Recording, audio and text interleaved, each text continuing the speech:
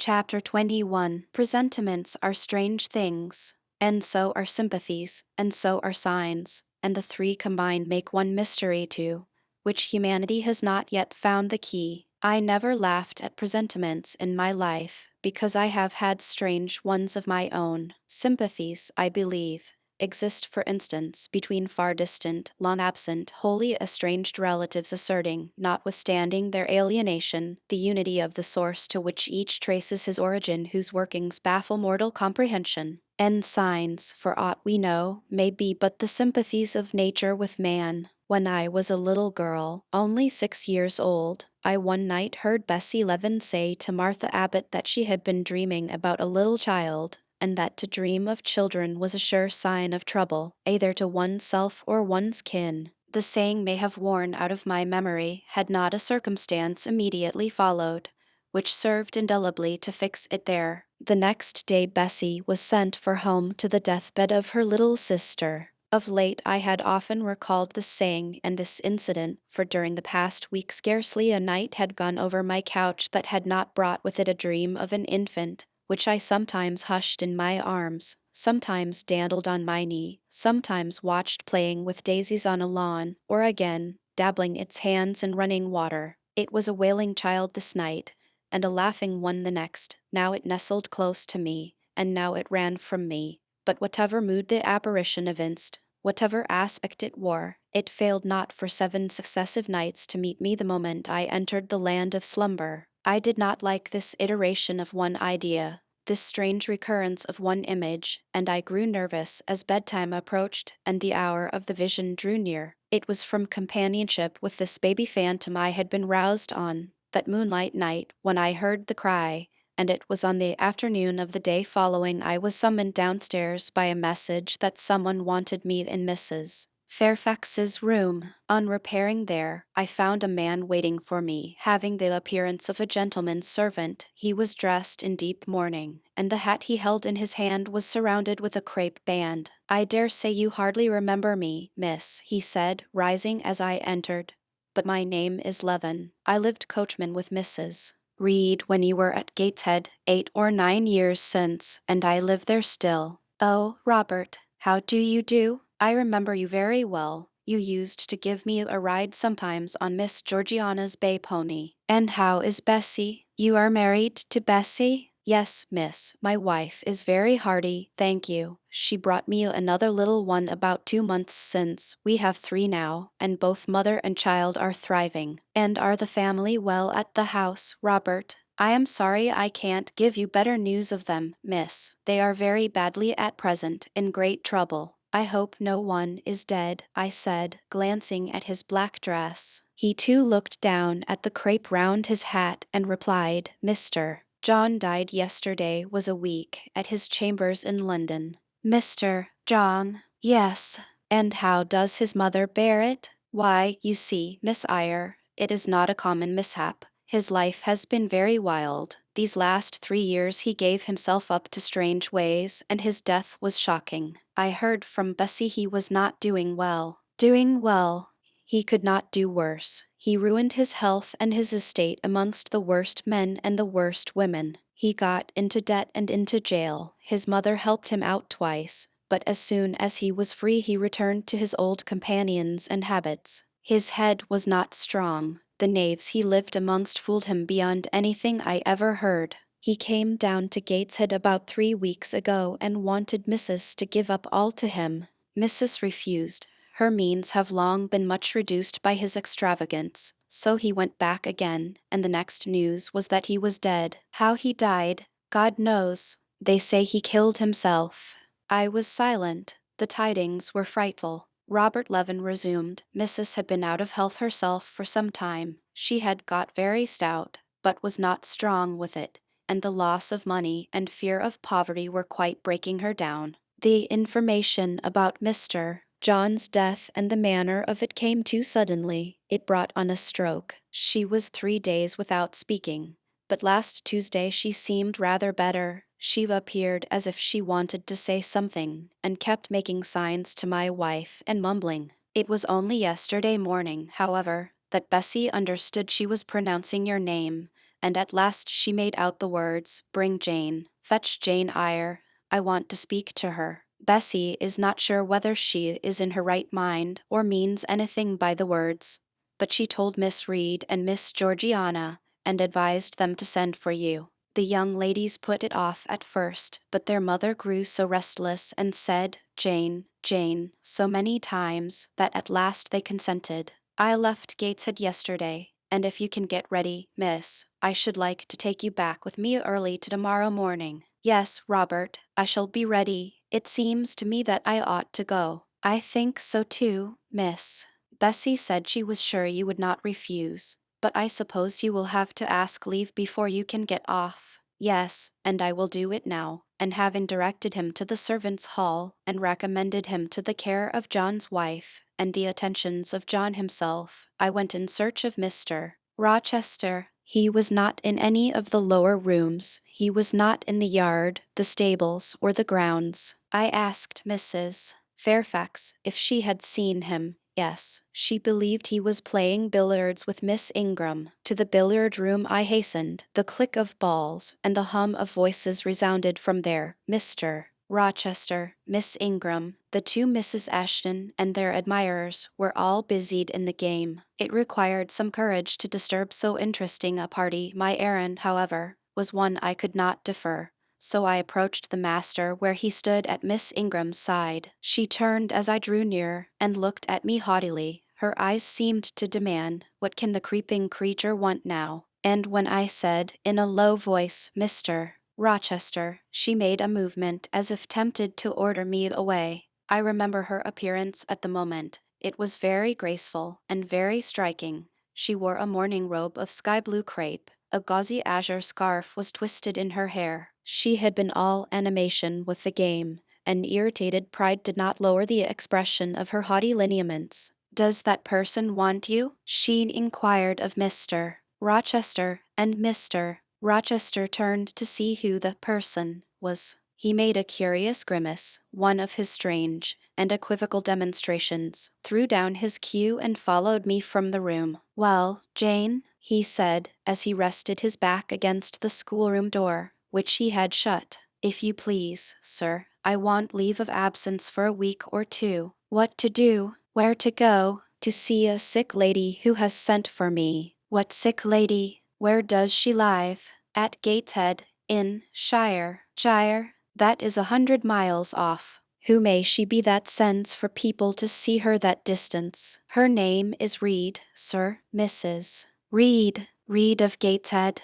"There was a Reed of Gateshead, a magistrate." "It is his widow, sir." "And what have you to do with her? How do you know her?" "Mr. Reed was my uncle, my mother's brother." "The deuce he was. You never told me that before. You always said you had no relations." "None that would own me, sir." "Mr. Reed is dead, and his wife cast me off." "Why?" "Because I was poor and burdensome, and she disliked me." "But Reed left children? You must have cousins?" "Sir George Lynn was talking of a Reed of Gateshead yesterday, who, he said, was one of the veriest rascals on town, and Ingram was mentioning a Georgiana Reed of the same place, who was much admired for her beauty a season or two ago in London. John Reed is dead, too, sir. He ruined himself and half ruined his family, and is supposed to have committed suicide. The news so shocked his mother that it brought on an apoplectic attack." "And what good can you do her?" "Nonsense, Jane. I would never think of running 100 miles to see an old lady who will, perhaps, be dead before you reach her. Besides, you say she cast you off."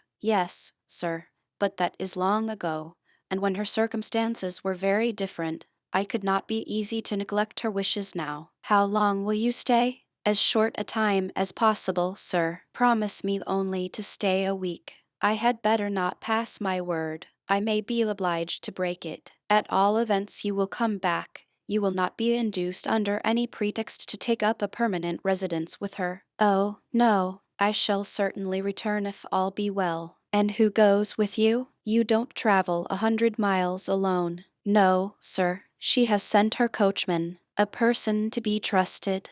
"Yes, sir. He has lived 10 years in the family." Mr. Rochester meditated.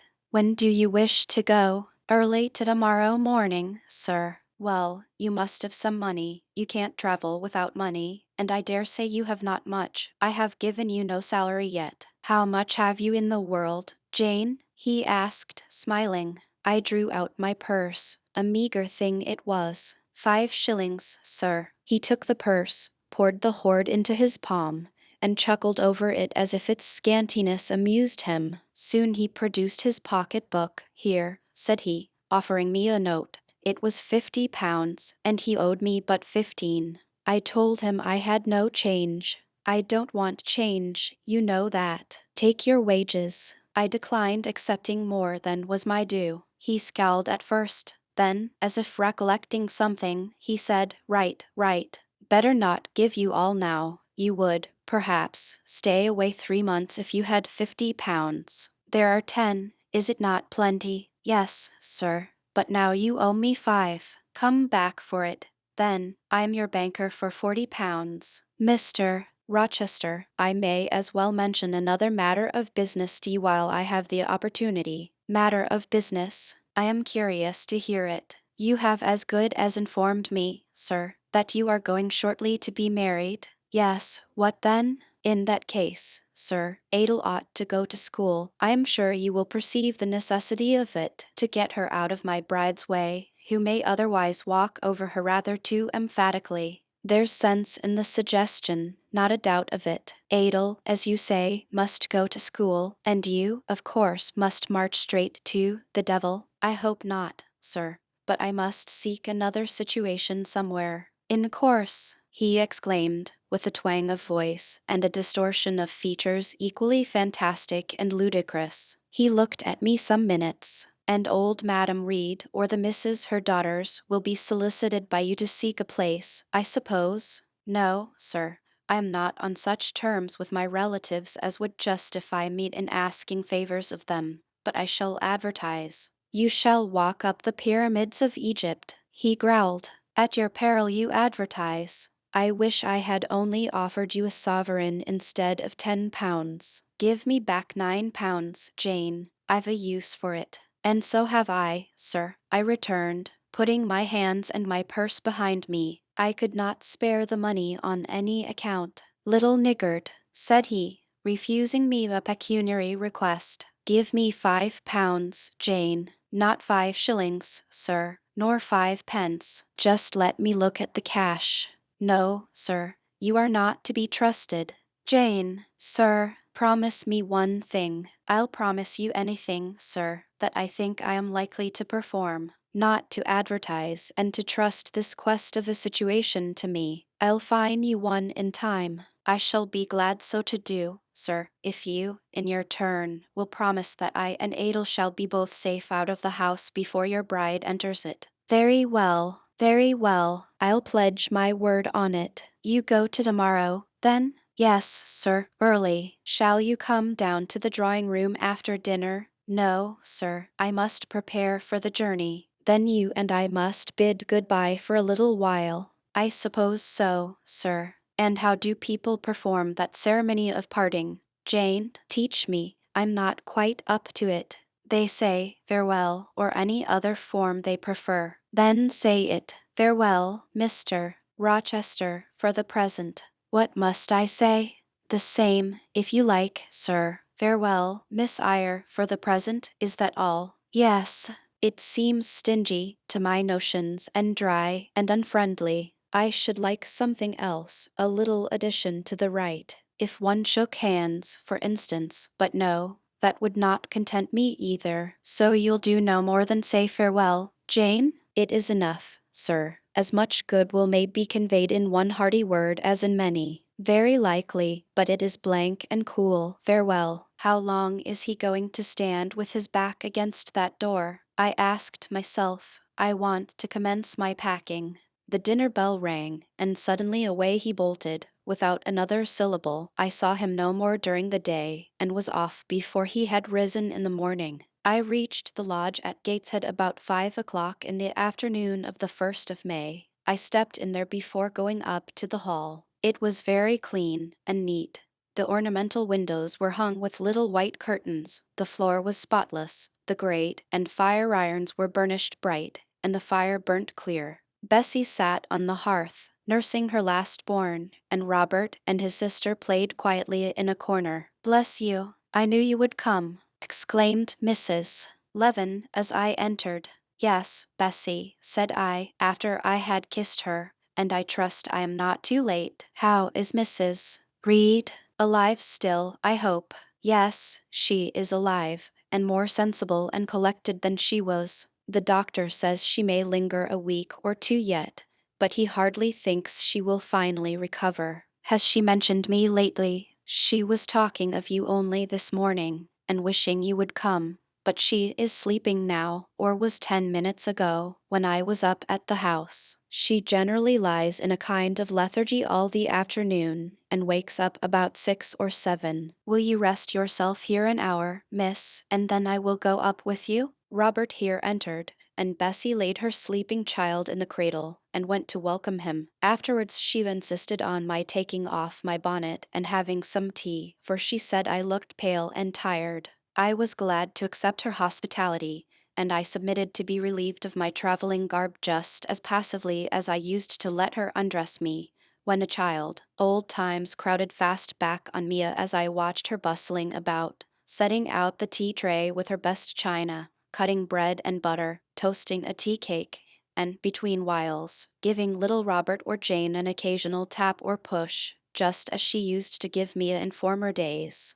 Bessie had retained her quick temper as well as her light foot and good looks. Tea ready, I was going to approach the table, but she desired me to sit still, quite in her old peremptory tones. "I must be served at the fireside," she said, and she placed before me a little round stand with my cup and a plate of toast, absolutely as she used to accommodate me with some privately purloined dainty on a nursery chair, and I smiled and obeyed her as in bygone days. She wanted to know if I was happy at Thornfield Hall, and what sort of a person the mistress was, and when I told her there was only a master, whether he was a nice gentleman, and if I liked him. I told her he was rather an ugly man, but quite a gentleman, and that he treated me kindly, and I was content. Then I went on to describe to her the gay company that had lately been staying at the house, and to these details Bessie listened with interest. They were precisely of the kind she relished.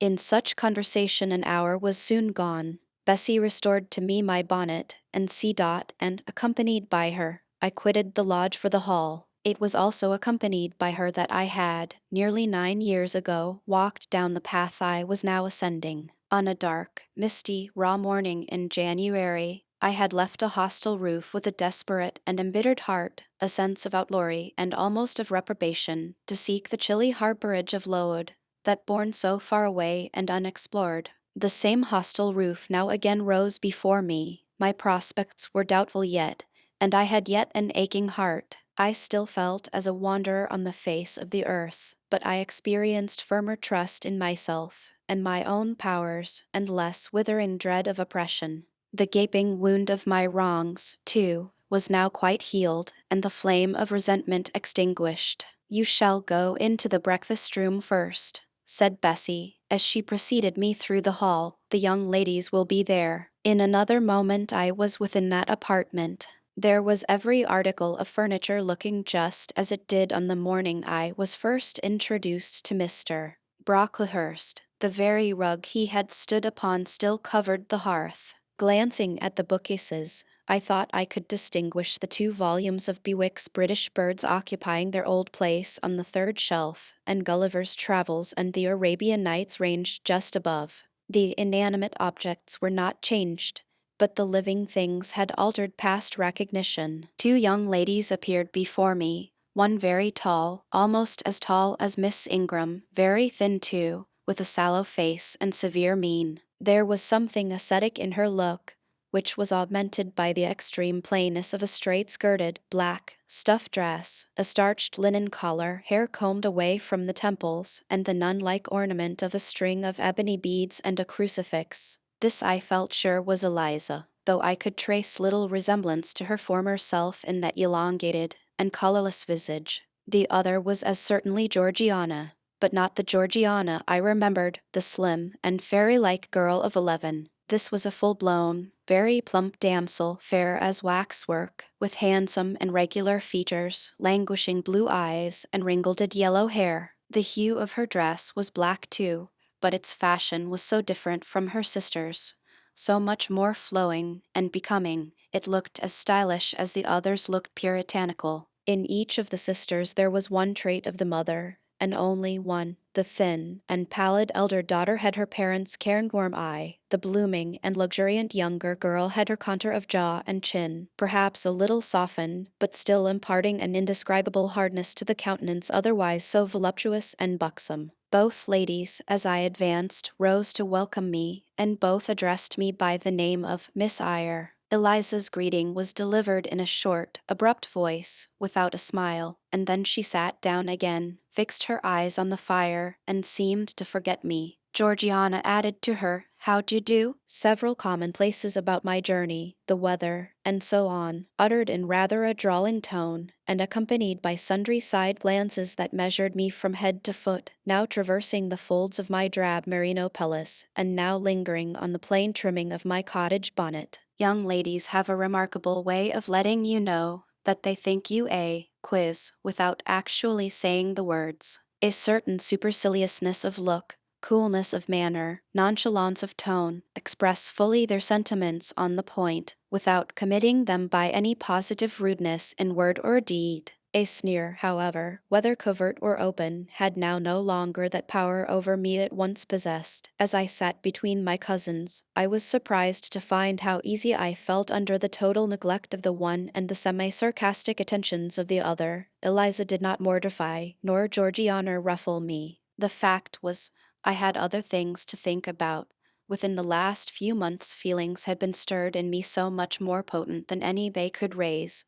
Pains and pleasures so much more acute and exquisite had been excited than any it was in their power to inflict or bestow, that their airs gave me no concern either for good or bad. "How is Mrs. Reed?" I asked soon, looking calmly at Georgiana, who thought fit to bridle at the direct address, as if it were an unexpected liberty. "Mrs. Reed? Ah, mamma, you mean, she is extremely poorly. I doubt if you can see her tonight. If," said I, "you would just step upstairs and tell her I am come, I should be much obliged to you." Georgiana almost started, and she opened her blue eyes wild and wide. "I know she had a particular wish to see me," I added, "and I would not defer attending to her desire longer than is absolutely necessary." "Mamma dislikes being disturbed in an evening," remarked Eliza. I soon rose, quietly took off my bonnet and gloves, uninvited, and said I would just step out to Bessie, who was, I dared say, in the kitchen, and ask her to ascertain whether Mrs.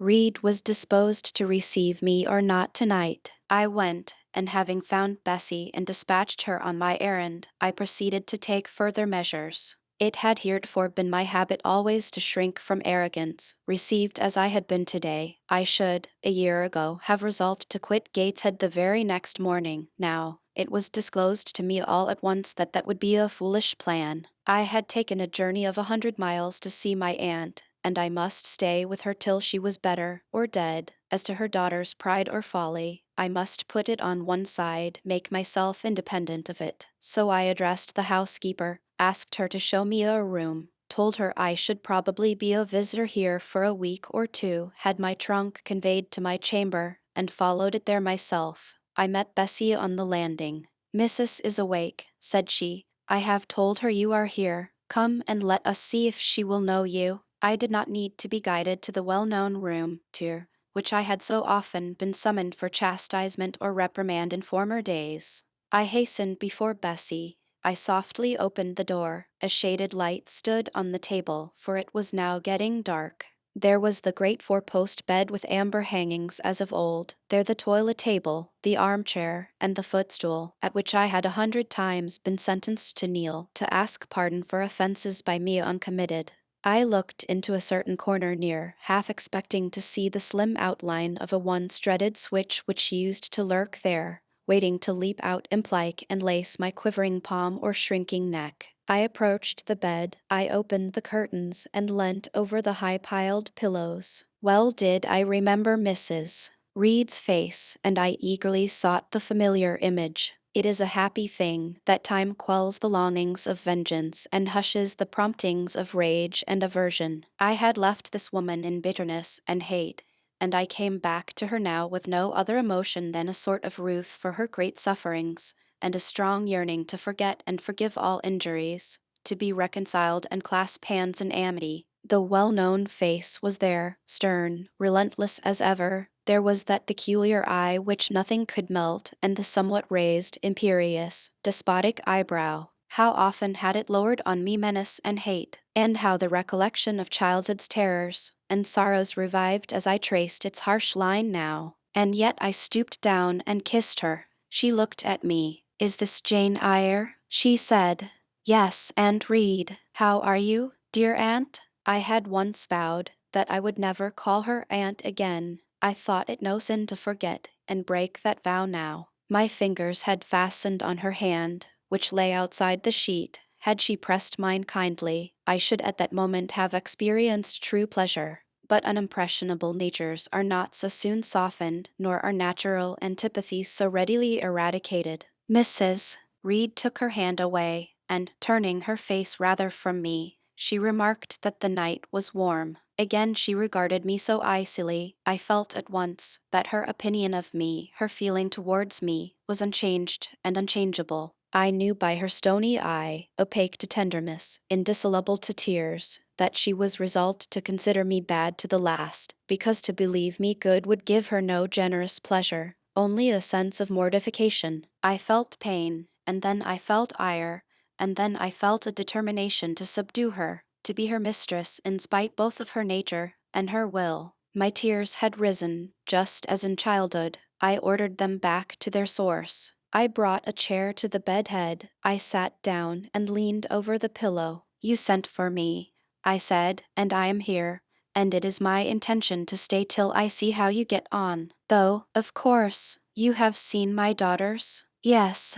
"Well, you may tell them I wish you to stay till I can talk some things over with you I have on my mind. Tonight it is too late, and I have a difficulty in recalling them. But there was something I wished to say. Let me see." The wandering look and changed utterance told what wreck had taken place in her once vigorous frame. Turning restlessly, she drew the bedclothes round her. My elbow, resting on a corner of the quilt, fixed it down. She was at once irritated. "Sit up," said she. "Don't annoy me with holding the clothes fast. Are you Jane Eyre?" "I am Jane Eyre. I have had more trouble with that child than any one would believe. Such a burden to be left on my hands, and so much annoyance as she caused me, daily and hourly, with her incomprehensible disposition, and her sudden starts of temper, and her continual, unnatural watchings of one's movements. I declare she talked to me once like something mad, or like a fiend. No child ever spoke or looked as she did.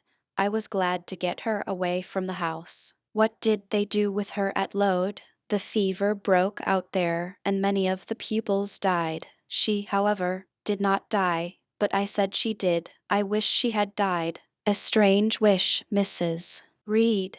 Why do you hate her so?" "I had a dislike to her mother always, for she was my husband's only sister, and a great favorite with him. He opposed the family's disowning her when she made her low marriage, and when news came of her death, he wept like a simpleton. He would send for the baby, though I entreated him rather to put it out to nurse and pay for its maintenance. I hated it the first time I set my eyes on it, a sickly, whining, pining thing. It would wail in its cradle all night long, not screaming heartily like any other child, but whimpering and moaning. Reed pitied it, and he used to nurse it and notice it as if it had been his own, more, truly, than he ever noticed his own at that age. He would try to make my children friendly to the little beggar. The darlings could not bear it, and he was angry with them when they showed their dislike. In his last illness, he had it brought continually to his bedside, and but an hour before he died, he bound me by vow to keep the creature. I would as soon have been charged with a pauper brat out of a workhouse, but he was weak, naturally weak. John does not at all resemble his father, and I am glad of it.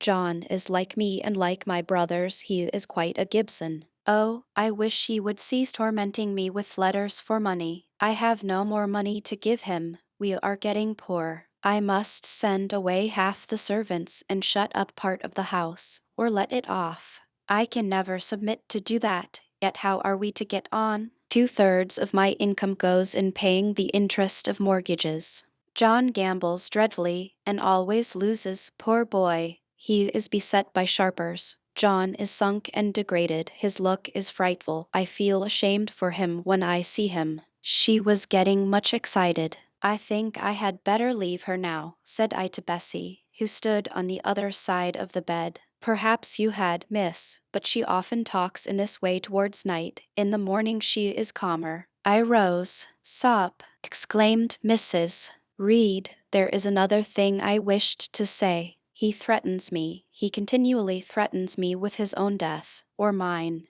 and I dream sometimes that I see him laid out with a great wound in his throat, or with a swollen and blackened face. I am come to a strange pass. I have heavy troubles. What is to be done? How is the money to be had? Bessie now endeavored to persuade her to take a sedative draught. She succeeded with difficulty. Soon after, Mrs. Reed grew more composed and sank into a dozing state. I then left her. More than 10 days elapsed before I had again any conversation with her. She continued either delirious or lethargic, and the doctor forbade everything which could painfully excite her. Meantime, I got on as well as I could with Georgiana and Eliza. They were very cold, truly, at first. Eliza would sit half the day sewing, reading, or writing, and scarcely utter a word either to me or her sister. Georgiana would chatter nonsense to her canary bird by the hour, and take no notice of me. But I was determined not to seem at a loss for occupation or amusement. I had brought my drawing materials with me, and they served me for both. Provided with a case of pencils and some sheets of paper, I used to take a seat apart from them, near the window, and busy myself in sketching fancy vignettes, representing any scene that happened momentarily to shape itself in the ever-shifting kaleidoscope of imagination. A glimpse of sea between two rocks, the rising moon, and a ship crossing its disk, a group of reeds and water flags, and a naiad's head, crowned with lotus flowers rising out of them, an elf sitting in a hedge sparrow's nest, under a wreath of hawthorn bloom. One morning I fell to sketching a face.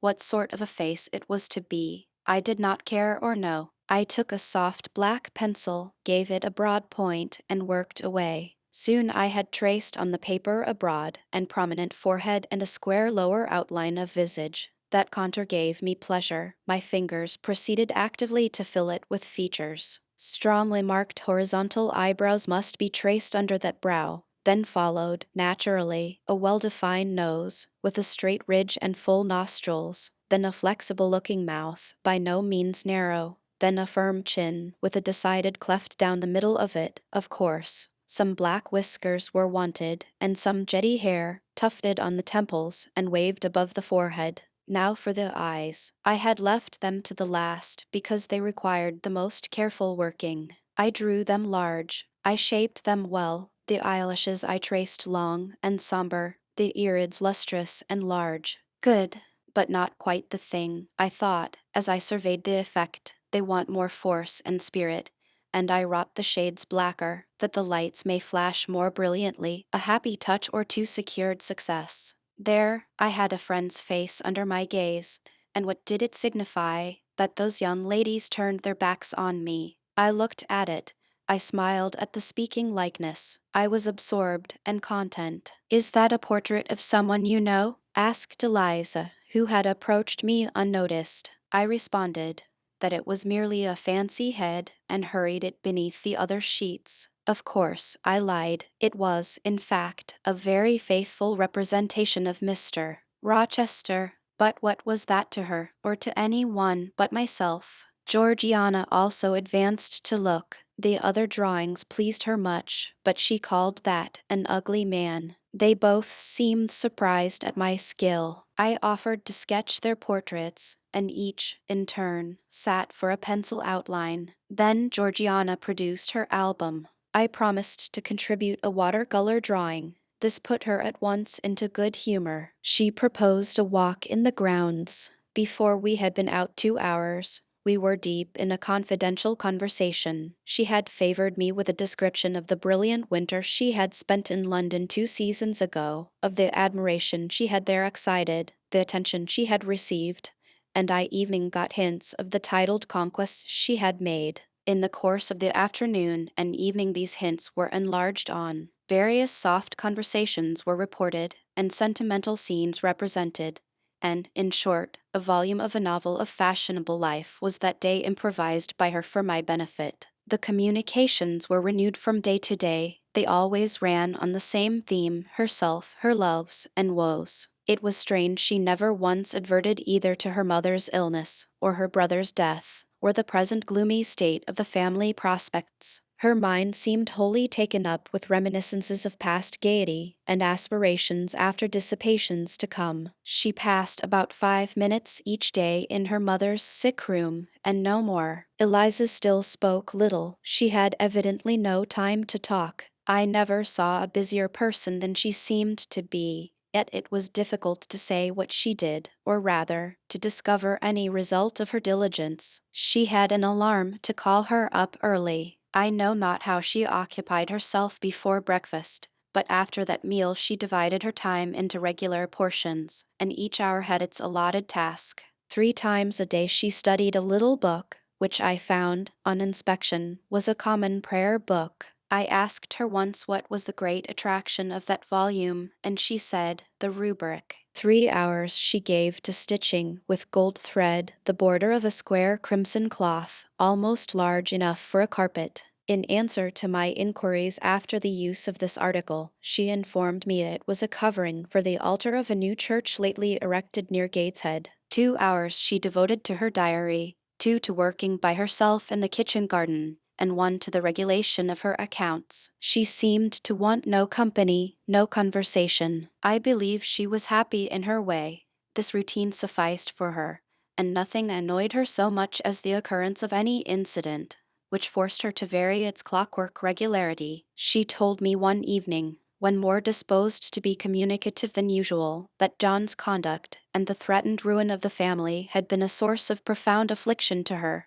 But she had now, she said, settled her mind and formed her resolution. Her own fortune she had taken care to secure, and when her mother died, and it was wholly improbable, she tranquilly remarked, that she should either recover or linger long, she would execute a long-cherished project, seek a retirement where punctual habits would be permanently secured from disturbance, and place safe barriers between herself and a frivolous world. I asked if Georgiana would accompany her. Of course not. Georgiana and she had nothing in common. They never had. She would not be burdened with her society for any consideration. Georgiana should take her own course, and she, Eliza, would take hers. Georgiana, when not unburdening her heart to me, spent most of her time in lying on the sofa, fretting about the dullness of the house, and wishing over and over again that her Aunt Gibson would send her an invitation up to town. It would be so much better, she said, if she could only get out of the way for a month or 2, till all was over. I did not ask what she meant by all being over,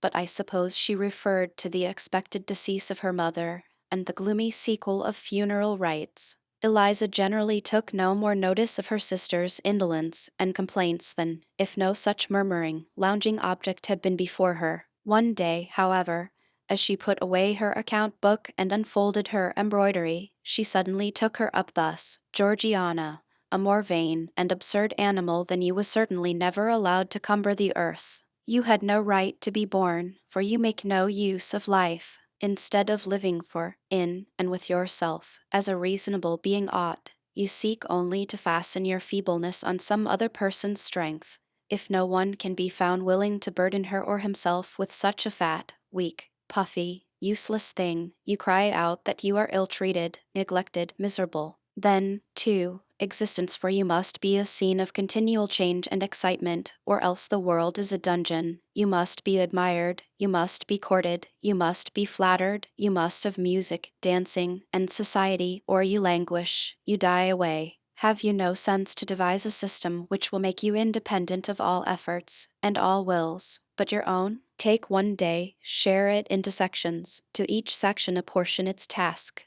Leave no stray unemployed quarters of an hour, 10 minutes, 5 minutes, include all. Do each piece of business in its turn with method, with rigid regularity. The day will close almost before you are aware it has begun, and you are indebted to no one for helping you to get rid of one vacant moment. You have had to seek no one's company, conversation, sympathy, forbearance. You have lived, in short, as an independent being ought to do. Take this advice, the first and last I shall offer you, then you will not want me or any one else, happen what may. Neglect it, though on as heretofore, craving, whining, and idling, and suffer the results of your idiocy, however bad and insufferable they may be. I tell you this plainly, and listen, for though I shall no more repeat what I am now about to say, I shall steadily act on it. After my mother's death, I wash my hands of you. From the day her coffin is carried to the vault in Gateshead Church, you and I will be as separate as if we had never known each other.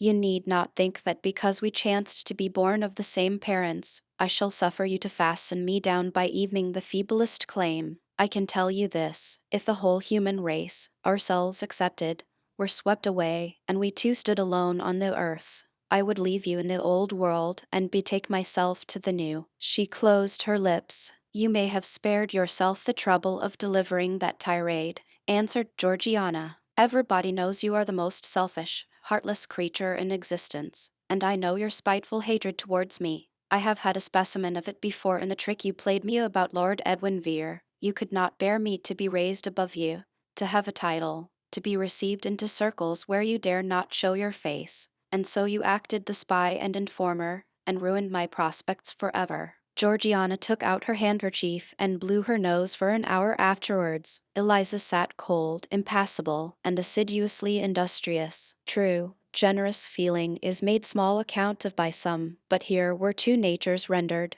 the one intolerably acrid, the other despicably savorless for the want of it. Feeling without judgment is a washy draught truly, but judgment untempered by feeling is too bitter and husky a morsel for human deglutition. It was a wet and windy afternoon. Georgiana had fallen asleep on the sofa over the perusal of a novel. Eliza was gone to attend a Saint's Day service at the new church, for in matters of religion she was a rigid formalist. No weather ever prevented the punctual discharge of what she considered her devotional duties. Fair or foul, she went to church thrice every Sunday, and as often on weekdays as there were prayers. I bethought myself to go upstairs and see how the dying woman sped, who lay there almost unheeded. The very servants paid her but a remittent attention. The hired nurse, being little looked after, would slip out of the room whenever she could. Bessie was faithful, but she had her own family to mind, and could only come occasionally to the hall. I found the sick room unwatched, as I had expected. No nurse was there. The patient lay still and seemingly lethargic, her livid face sunk in the pillows. The fire was dying in the grate.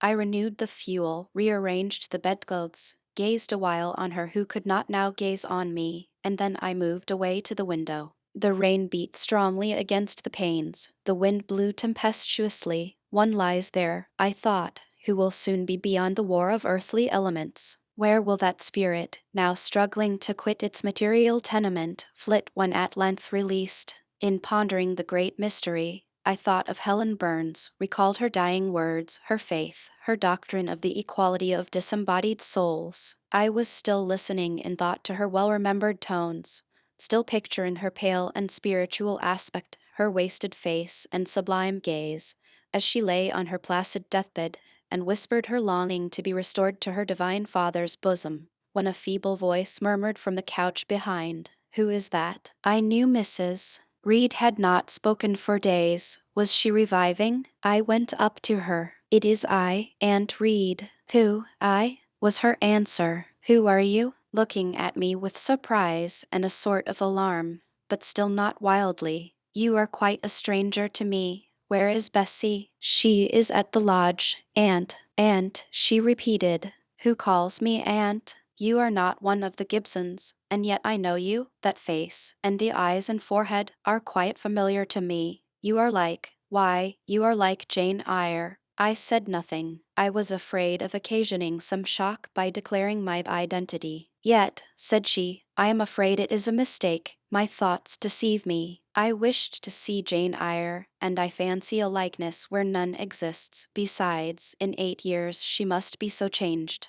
I now gently assured her that I was the person she supposed and desired me to be, and seeing that I was understood, and that her senses were quite collected, I explained how Bessie had sent her husband to fetch me from Thornfield. I am very ill, I know, she said before long. I was trying to turn myself a few minutes since, and find I cannot move a limb. It is as well I should ease my mind before I die. What we think little of in health burdens us at such an hour as the present is to me. Is the nurse here, or is there no one in the room but you? I assured her we were alone. Well, I have twice done you a wrong which I regret now. One was in breaking the promise which I gave my husband to bring you up as my own child.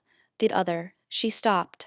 After all, it is of no great importance, perhaps, she murmured to herself, and then I may get better, and to humble myself so to her is painful. She made an effort to alter her position, but failed. Her face changed. She seemed to experience some inward sensation, the precursor, perhaps, of the last pang. Well, I must get it over. Eternity is before me. I had better tell her. Go to my dressing case, open it, and take out a letter you will see there. I obeyed her directions. Read the letter, she said. It was short, and thus conceived. Madam, will you have the goodness to send me the address of my niece, Jane Eyre, and to tell me how she is? It is my intention to write shortly, and desire her to come to me at Madeira. Providence has blessed my endeavors to secure a competency, and as I am unmarried and childless, I wish to adopt her during my life, and bequeath her at my death whatever I may have to leave. I am, Madam, N.C. John Eyre, Madeira. It was dated 3 years back. Why did I never hear of this? I asked. Because I disliked you too fixedly and thoroughly ever to lend a hand in lifting you to prosperity. I could not forget your conduct to me, Jane, the fury with which you once turned on me, the tone in which you declared you abhorred me the worst of anybody in the world, the unchildlike look and voice with which you affirmed that the very thought of me made you sick, and asserted that I had treated you with miserable cruelty. I could not forget my own sensations when you thus started up and poured out the venom of your mind. I felt fear as if an animal that I had struck or pushed had looked up at me with human eyes and cursed me in a man's voice. Bring me some water. Oh, make haste. Dear Mrs. Read, said I, as I offered her the draught she required. Think no more of all this. Let it pass away from your mind. Forgive me for my passionate language. I was a child then. 8, 9 years have passed since that day. She heeded nothing of what I said, but when she had tasted the water and drawn breath, she went on thus. I tell you I could not forget it, and I took my revenge. For you to be adopted by your uncle, and placed in a state of ease and comfort, was what I could not endure. I wrote to him. I said I was sorry for his disappointment, but Jane Eyre was dead. She had died of typhus fever at Lode. Now act as you please. Write and contradict my assertion. Expose my falsehood as soon as you like. You were born, I think, to be my torment. My last hour is racked by the recollection of a deed which, but for you, I should never have been tempted to commit, if you could but be persuaded to think no more of it, and to regard me with kindness and forgiveness. You have a very bad disposition, said she, and one to this day I feel it impossible to understand, how for 9 years you could be patient and quiescent under any treatment, and in the 10th break out all fire and violence. I can never comprehend. My disposition is not so bad as you think. I am passionate, but not vindictive. Many a time, as a little child, I should have been glad to love you if you would have let me, and I long earnestly to be reconciled to you now. Kiss me, aunt. I approached my cheek to her lips. She would not touch it. She said I oppressed her by leaning over the bed, and again demanded water. As I laid her down, for I raised her and supported her on my arm, while she drank, I covered her ice-cold and clammy hand with mine. The feeble fingers shrank from my touch, the glazing eyes shunned my gaze. Love me, then, or hate me, as you will, I said at last. You have my full and free forgiveness. Ask now for God's, and be at peace. Poor, Suffering woman, it was too late for her to make now the effort to change her habitual frame of mind. Living, she had ever hated me. Dying, she must hate me still.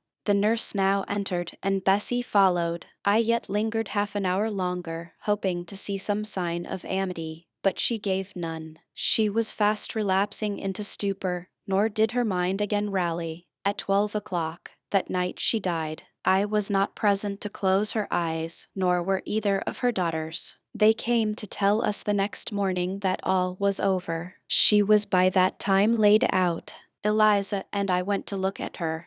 Georgiana, who had burst out into loud weeping, said she dared not go. There was stretched Sarah Reed's once robust and active frame, rigid and still. Her eye of flint was covered with its cold lid. Her brow and strong traits wore yet the impress of her inexorable soul. A strange and solemn object was that corpse to me. I gazed on it with gloom and pain. Nothing soft, nothing sweet, nothing pitying or hopeful or subduing did it inspire, only a grating anguish for her woes, not my loss, and a somber tearless dismay at the fearfulness of death in such a form. Eliza surveyed her parent calmly. After a silence of some minutes she observed, with her constitution she should have lived to a good old age. Her life was shortened by trouble. And then a spasm constricted her mouth for an instant. As it passed away she turned and left the room, and so did I.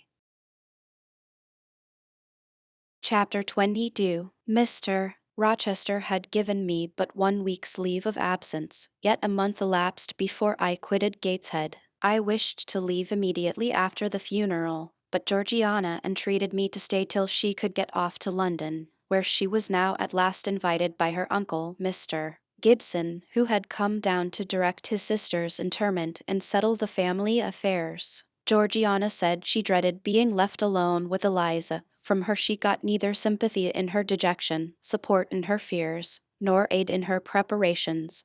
So I bore with her feeble-minded wailings and selfish lamentations as well as I could, and did my best in sewing for her and packing her dresses. It is true that while I worked, she would idle, and I thought to myself, if you and I were destined to live always together, cousin, we would commence matters on a different footing. I should not settle tamely down into being the forbearing party. I should assign you your share of labor, and compel you to accomplish it, or else it should be left undone. I should insist, also, on your keeping some of those drawling, half-insincere complaints hushed in your own breast. It is only because our connection happens to be very transitory, and comes at a peculiarly mournful season, that I consent thus to render it so patient and compliant on my part. At last I saw Georgiana off, but now it was Eliza's turn to request me to stay another week. Her plans required all her time and attention, she said.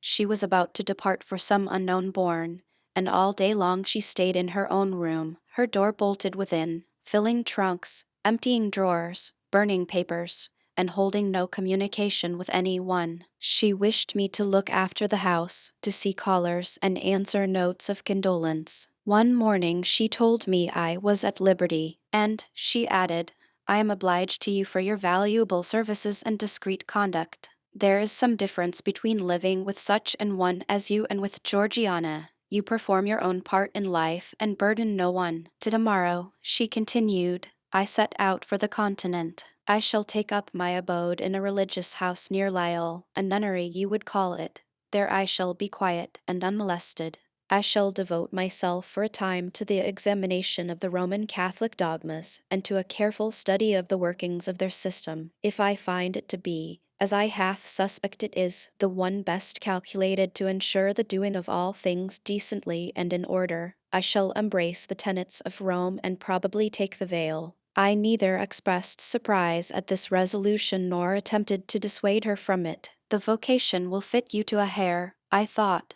Much good may it do you. When we parted, she said, Goodbye, cousin Jane Eyre. I wish you well. You have some sense. I then returned, You are not without sense, cousin Eliza, but what you have, I suppose, in another year will be walled up alive in a French convent. However, it is not my business, and so it suits you. I don't much care. You are in the right, said she, and with these words we each went our separate way. As I shall not have occasion to refer either to her or her sister again, I may as well mention here that Georgiana made an advantageous match with a wealthy worn-out man of fashion, and that Eliza actually took the veil, and is at the stay superior of the convent where she passed the period of her novitiate, and which she endowed with her fortune. How people feel when they are returning home from an absence, long or short, I did not know. I had never experienced the sensation. I had known what it was to come back to Gateshead when a child after a long walk, to be scolded for looking cold or gloomy, and later, what it was to come back from church to load, to long for a plenteous meal and a good fire, and to be unable to get either. Neither of these returnings was very pleasant or desirable. No magnet drew me to a given point, increasing in its strength of attraction the nearer I came. The return to Thornfield was yet to be tried. My journey seemed tedious, very tedious. 50 miles one day, a night spent at an inn, 50 miles the next day. During the first 12 hours I thought of Mrs. Reed in her last moments. I saw her disfigured and discolored face, and heard her strangely altered voice. I mused on the funeral day, the coffin, the hearse, the black train of tenants and servants. Few was the number of relatives, the gaping vault, the silent church, the solemn service. Then I thought of Eliza and Georgiana. I beheld one the cynosure of a ballroom, the other the inmate of a convent cell, and I dwelt on and analyzed their separate peculiarities of person and character. The evening arrival at the great town of scattered these thoughts. Night gave them quite another turn. Laid down on my traveler's bed, I left reminiscence for anticipation. I was going back to Thornfield, but how long was I to stay there? Not long, of that I was sure. I had heard from Mrs. Fairfax in the interim of my absence. The party at the hall was dispersed. Mr. Rochester had left for London 3 weeks ago, but he was then expected to return in a fortnight. Mrs. Fairfax surmised that he was going to make arrangements for his wedding, as he had talked of purchasing a new carriage. She said the idea of his marrying Miss Ingram still seemed strange to her, but from what everybody said, and from what she had herself seen, she could no longer doubt that the event would shortly take place. "You would be strangely incredulous if you did doubt it," was my mental comment. "I don't doubt it." The question followed, where was I to go? I dreamt of Miss Ingram all the night. In a vivid morning dream I saw her closing the gates of Thornfield against me and pointing me out another road, and Mr. Rochester looked on with his arms folded, smiling sardonically, as it seemed, at both her and me. I had not notified to Mrs. Fairfax the exact day of my return, for I did not wish either car or carriage to meet me at Millcote. I proposed to walk the distance quietly by myself, and very quietly, after leaving my box in the ostler's care, did I slip away from the George Inn about 6 o'clock of a June evening, and take the old road to Thornfield, a road which lay chiefly through fields, and was now little frequented. It was not a bright or splendid summer evening, though fair and soft. The haymakers were at work all along the road, and the sky, though far from cloudless, was such as promised well for the future. Its blue, where blue was visible, was mild and settled, and its clouds strata high and thin. The west, too, was warm. No watery gleam chilled it. It seemed as if there was a fire lit, an altar burning behind its screen of marbled vapor, and out of apertures shone a golden redness. I felt glad as the road shortened before me, so glad that I stopped once to ask myself what that joy meant, and to remind reason that it was not to my home I was going, or to a permanent resting place, or to a place where fond friends looked out for me and waited my arrival. "Mrs. Fairfax will smile you a calm welcome, to be sure," said I, "and little Adel will clap her hands and jump to see you. But you know very well you are thinking of another than they, and that he is not thinking of you. But what is so headstrong as youth? What so blind as inexperience?" These affirmed that it was pleasure enough to have the privilege of again looking on Mr. Rochester, whether he looked on me or not, and they added, "Hasten, hasten, be with him while you may, but a few more days or weeks, at most, and you are parted from him forever." and then I strangled a newborn agony, a deformed thing, which I could not persuade myself to own and rear, and ran on. They are making hay, too, in Thornfield Meadows, or rather, the laborers are just quitting their work, and returning home with their rakes on their shoulders, now, at the hour I arrive. I have but a field or two to traverse, and then I shall cross the road and reach the gates. How full the hedges are of roses! But I have no time to gather any. I want to be at the house. I passed a tall briar, shooting leafy and flowery branches across the path.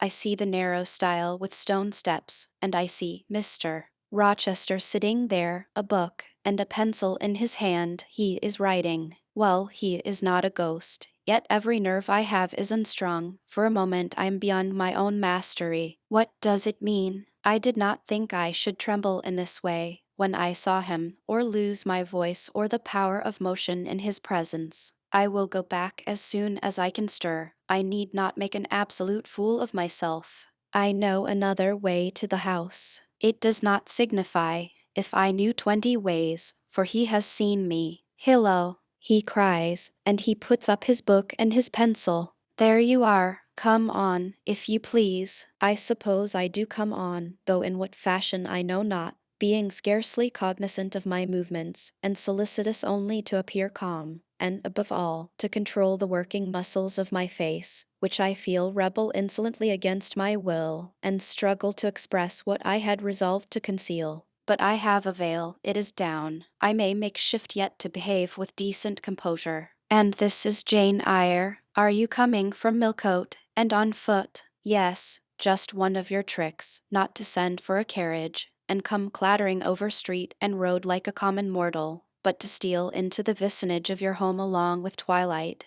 just as if you were a dream or a shade. What the deuce have you done with yourself this last month? I have been with my aunt, sir, who is dead. A true Janian reply. Good angels be my guard. She comes from the other world, from the abode of people who are dead, and tells me so when she meets me alone here in the gloaming. If I dared, I'd touch you, to see if you are substance or shadow, you elf. But I'd as soon offer to take hold of a blue ignis fatuus light in a marsh. Truant, he added, when he had paused an instant, absent from me a whole month, and forgetting me quite. I'll be sworn, I knew there would be pleasure in meeting my master again, evening though broken by the fear that he was so soon to cease to be my master, and by the knowledge that I was nothing to him. But there was ever in Mr. Rochester, so at least I thought, such a wealth of the power of communicating happiness, that to taste but of the crumbs he scattered to stray and stranger birds like me, was to feast genially. His last words were balm. They seemed to imply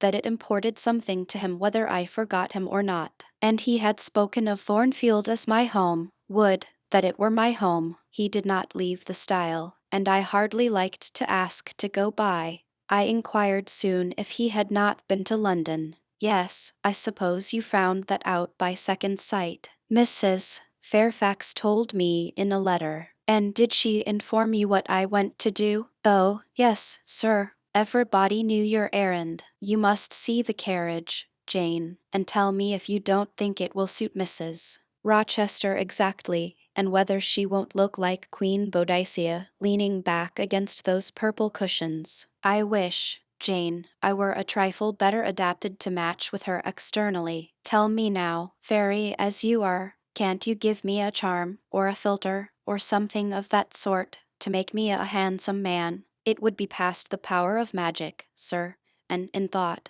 I added, a loving eye is all the charm needed. To such you are handsome enough, or rather your sternness has a power beyond beauty. Mr. Rochester had sometimes read my unspoken thoughts with an acumen to me incomprehensible. In the present instance he took no notice of my abrupt vocal response, but he smiled at me with a certain smile he had of his own, and which he used but on rare occasions. He seemed to think it too good for common purposes. It was the real sunshine of feeling. He shed it over me now. Pass, Janet, said he, making room for me to cross the stile. Go up home, and stay your weary little wandering feet at a friend's threshold. All I had now to do was to obey him in silence. No need for me to colloquize further. I got over the stile without a word, and meant to leave him calmly. An impulse held me fast, a force turned me round. I said, or something in me said for me, and in spite of me, "Thank you, Mr. Rochester, for your great kindness. I am strangely glad to get back again to you, and wherever you are is my home, my only home." I walked on so fast. That evening he could hardly have overtaken me had he tried. Little Adel was half wild with delight when she saw me. Mrs. Fairfax received me with her usual plain friendliness. Lee smiled, and evening Sophie bid me bonsoir with glee. This was very pleasant. There is no happiness like that of being loved by your fellow creatures, and feeling that your presence is an addition to their comfort. I, that evening, shut my eyes resolutely against the future. I stopped my ears against the voice that kept warning me of near separation and coming grief. When tea was over and Mrs. Fairfax had taken her knitting, and I had assumed a low seat near her, and Adel, kneeling on the carpet, had nestled close up to me, and a sense of mutual affection seemed to surround us with a ring of golden peace, I uttered a silent prayer that we may not be parted far or soon. But when, as we thus sat, Mr. Rochester entered, unannounced, and looking at us, seemed to take pleasure in the spectacle of a group so amicable, when he said he supposed the old lady was all right now that she had got her adopted daughter back again, and added that he saw Adel was Prt Crocker sa petite maman anglaise, I half ventured to hope that he would, evening after his marriage, keep us together somewhere under the shelter of his protection, and not quite exiled from the sunshine of his presence. A fortnight of dubious calm succeeded my return to Thornfield Hall. Nothing was said of the master's marriage, and I saw no preparation going on for such an event. Almost every day I asked Mrs. Fairfax if she had yet heard anything decided. Her answer was always in the negative.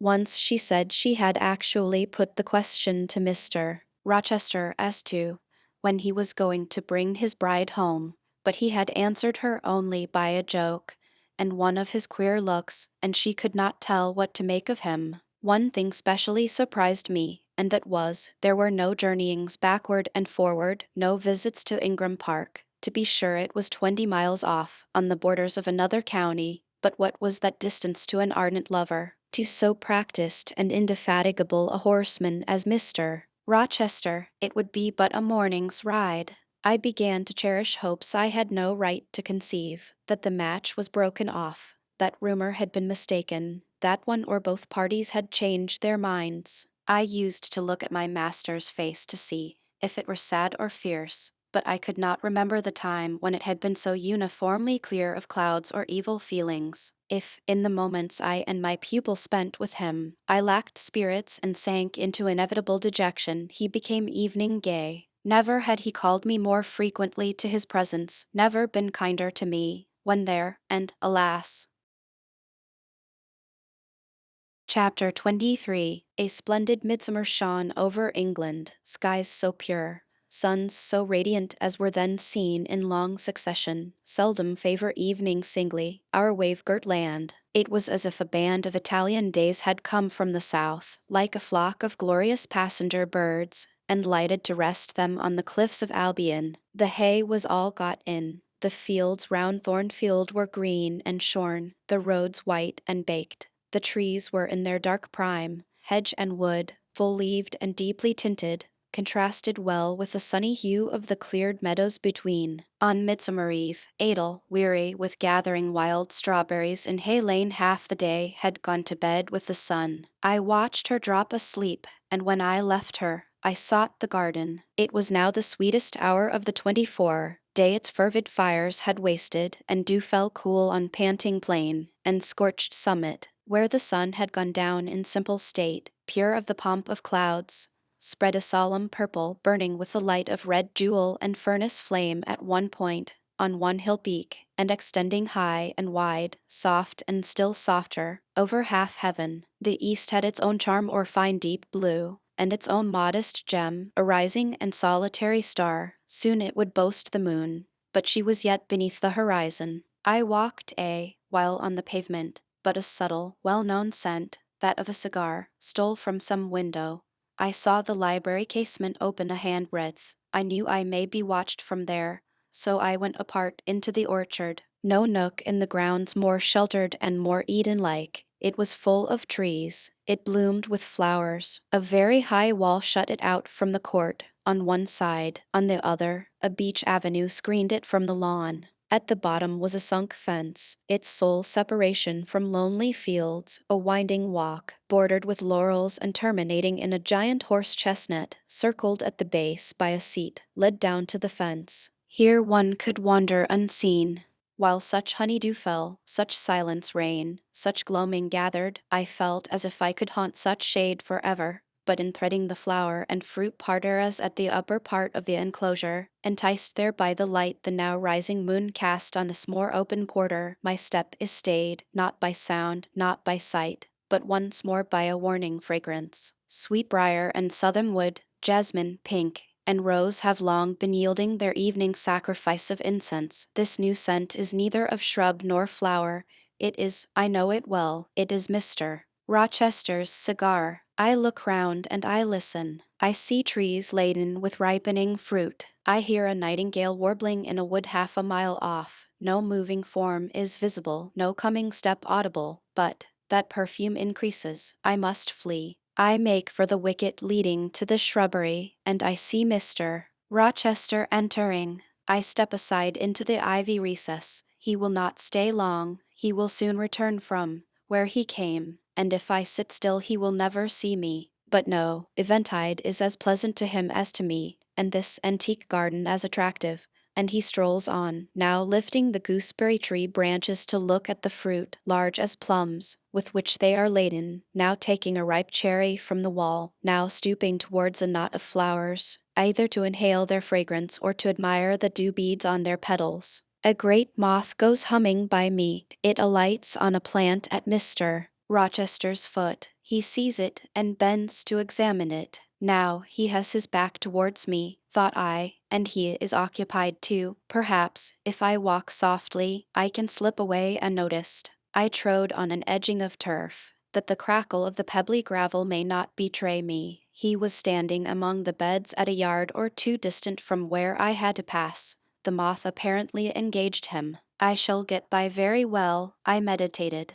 As I crossed his shadow, thrown long over the garden by the moon, not yet risen high, he said quietly, without turning, "Jane, come and look at this fellow." I had made no noise. He had not eyes behind. Could his shadow feel? I started at first, and then I approached him. "Look at his wings," said he. "He reminds me rather of a West Indian insect. One does not often see so large and gay a night rover in England. There, he is flown." The moth roamed away. I was sheepishly retreating also, but Mr. Rochester followed me, and when we reached the wicket, he said, "Turn back. On so lovely a night it is a shame to sit in the house, and surely no one can wish to go to bed while sunset is thus at meeting with moonrise. It is one of my faults, that though my tongue is sometimes prompt enough at an answer, there are times when it sadly fails me in framing an excuse.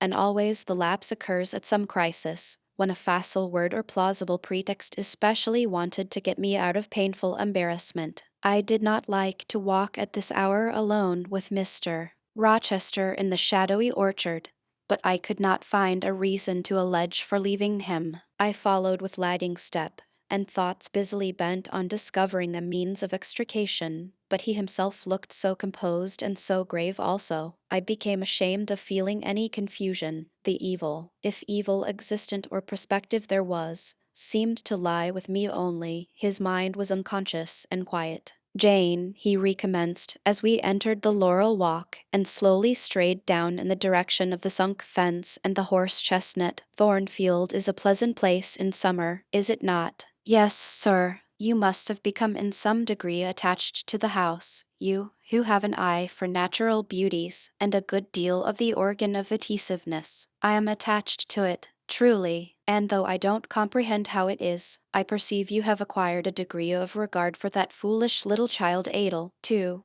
An evening for simple Dame Fairfax." "Yes, sir, in different ways. I have an affection for both." "And would be sorry to part with them?" "Yes, he said and sighed and paused. It is always the way of events in this life, he continued soon. No sooner have you got settled in a pleasant resting place than a voice calls out to you to rise and move on, for the hour of repose is expired. Must I move on, sir? I asked. Must I leave Thornfield? I believe you must, Jane. I am sorry, Janet, but I believe truly you must. This was a blow, but I did not let it prostrate me. Well, sir, I shall be ready when the order to march comes. It is come now. I must give it tonight. Then you are going to be married, sir? Exact lie, precise lie. With your usual acuteness, you have hit the nail straight on the head. Soon, sir, very soon, that is Miss Eyre, and you'll remember, Jane, the first time I, or rumor, plainly intimated to you that it was my intention to put my old bachelor's neck into the sacred noose, to enter into the holy estate of matrimony, to take Miss Ingram to my bosom. In short, she's an extensive armful, but that's not to the point. One can't have too much of such a very excellent thing as my beautiful Blanche. Well, as I was saying, listen to me, Jane. You're not turning your head to look after more moths, are you? That was only a lady clock, child, flying away home. I wish to remind you that it was you who first said to me, with that discretion I respect in you, with that foresight, prudence, and humility which befit your responsible and dependent position, that in case I married Miss Ingram, both you and little Adel had better trot immediately. I pass over the sort of slur conveyed in this suggestion on the character of my beloved. Truly, when you are far away, Janet, I'll try to forget it. I shall notice only its wisdom, which is such that I have made it my law of action. Adel must go to school, and you, Miss Eyre, must get a new situation. Yes, sir, I will advertise immediately. And meantime, I suppose I may stay here, till I find another shelter to betake myself to. But I stopped, feeling it would not do to risk a long sentence, for my voice was not quite under command. In about a month I hope to be a bridegroom, continued Mr. Rochester, and in the interim, I shall myself look out for employment and an asylum for you. Thank you, sir. I am sorry to give. Oh, no need to apologize. I consider that when a dependent does her duty as well as you have done yours, she has a sort of claim upon her employer for any little assistance he can conveniently render her. Truly, I have already, through my future mother-in-law, heard of a place that I think will suit. It is to undertake the education of the 5 daughters of Mrs. Dionysius O'Gall of Bitternut Lodge, Connaught, Ireland. You'll like Ireland, I think. They're such warm-hearted people there, they say. It is a long way off, sir. No matter, a girl of your sense will not object to the voyage or the distance. Not the voyage, but the distance, and then the sea is a barrier. From what, Jane? From England and from Thornfield, and, well, from you, sir. I said this almost involuntarily, and, with as little sanction of free will, my tears gushed out. I did not cry so as to be heard, however. I avoided sobbing. The thought of Mrs. O'Gall and Bitternut Lodge struck cold to my heart, and colder the thought of all the brine and foam, destined, as it seemed, to rush between me and the master at whose side I now walked, and coldest the remembrance of the wider ocean, wealth, caste, custom intervened between me and what I naturally and inevitably loved. It is a long way, I again said. It is, to be sure, and when you get to Bitternut Lodge, Connaught, Ireland, I shall never see you again, Jane. That's morally certain. I never go over to Ireland, not having myself much of a fancy for the country. We have been good friends, Jane, have we not? Yes, sir. And when friends are on the eve of separation, they like to spend the little time that remains to them close to each other. Come, we'll talk over the voyage and the parting quietly half an hour or so, while the stars enter into their shining life up in heaven over there. Here is the chestnut tree, here is the bench at its old roots. Come, we will sit there in peace tonight, though we should never more be destined to sit there together. He seated me and himself. It is a long way to Ireland, Janet, and I am sorry to send my little friend on such weary travels, but if I can't do better, how is it to be helped? Are you anything akin to me, do you think, Jane? I could risk no sort of answer by this time. My heart was still, because, he said, I sometimes have a queer feeling with regard to you, especially when you are near me, as now. It is as if I had a string somewhere under my left ribs, tightly and inextricably knotted to a similar string situated in the corresponding quarter of your little frame, and if that boisterous channel, and 200 miles or so of land come broad between us, I am afraid that cord of communion will be snapped, and then I've a nervous notion I should take to bleeding inwardly. As for you, you'd forget me. That I never should, sir. You know, impossible to proceed. Jane, do you hear that nightingale singing in the wood? Listen. In listening, I sobbed convulsively, for I could repress what I endured no longer. I was obliged to yield, and I was shaken from head to foot with acute distress. When I did speak, it was only to express an impetuous wish that I had never been born, or never come to Thornfield. Because you are sorry to leave it? The vehemence of emotion, stirred by grief and love within me, was claiming mastery, and struggling for full sway, and asserting a right to predominate, to overcome, to live, rise, and reign at last. Yes, and to speak. I grieve to leave Thornfield. I love Thornfield. I love it, because I have lived in it a full and delightful life, momentarily at least. I have not been trampled on. I have not been petrified. I have not been buried with inferior minds, and excluded from every glimpse of communion with what is bright and energetic and high. I have talked, face to face, with what I reverence, with what I delight in, with an original, a vigorous, and expanded mind. I have known you, Mr. Rochester, and it strikes me with terror and anguish to feel I absolutely must be torn from you forever. I see the necessity of departure, and it is like looking on the necessity of death.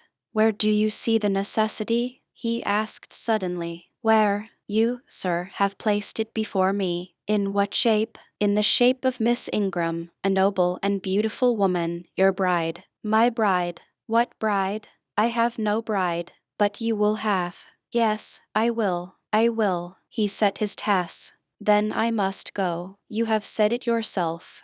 No, you must stay. I swear it, and the oath shall be kept.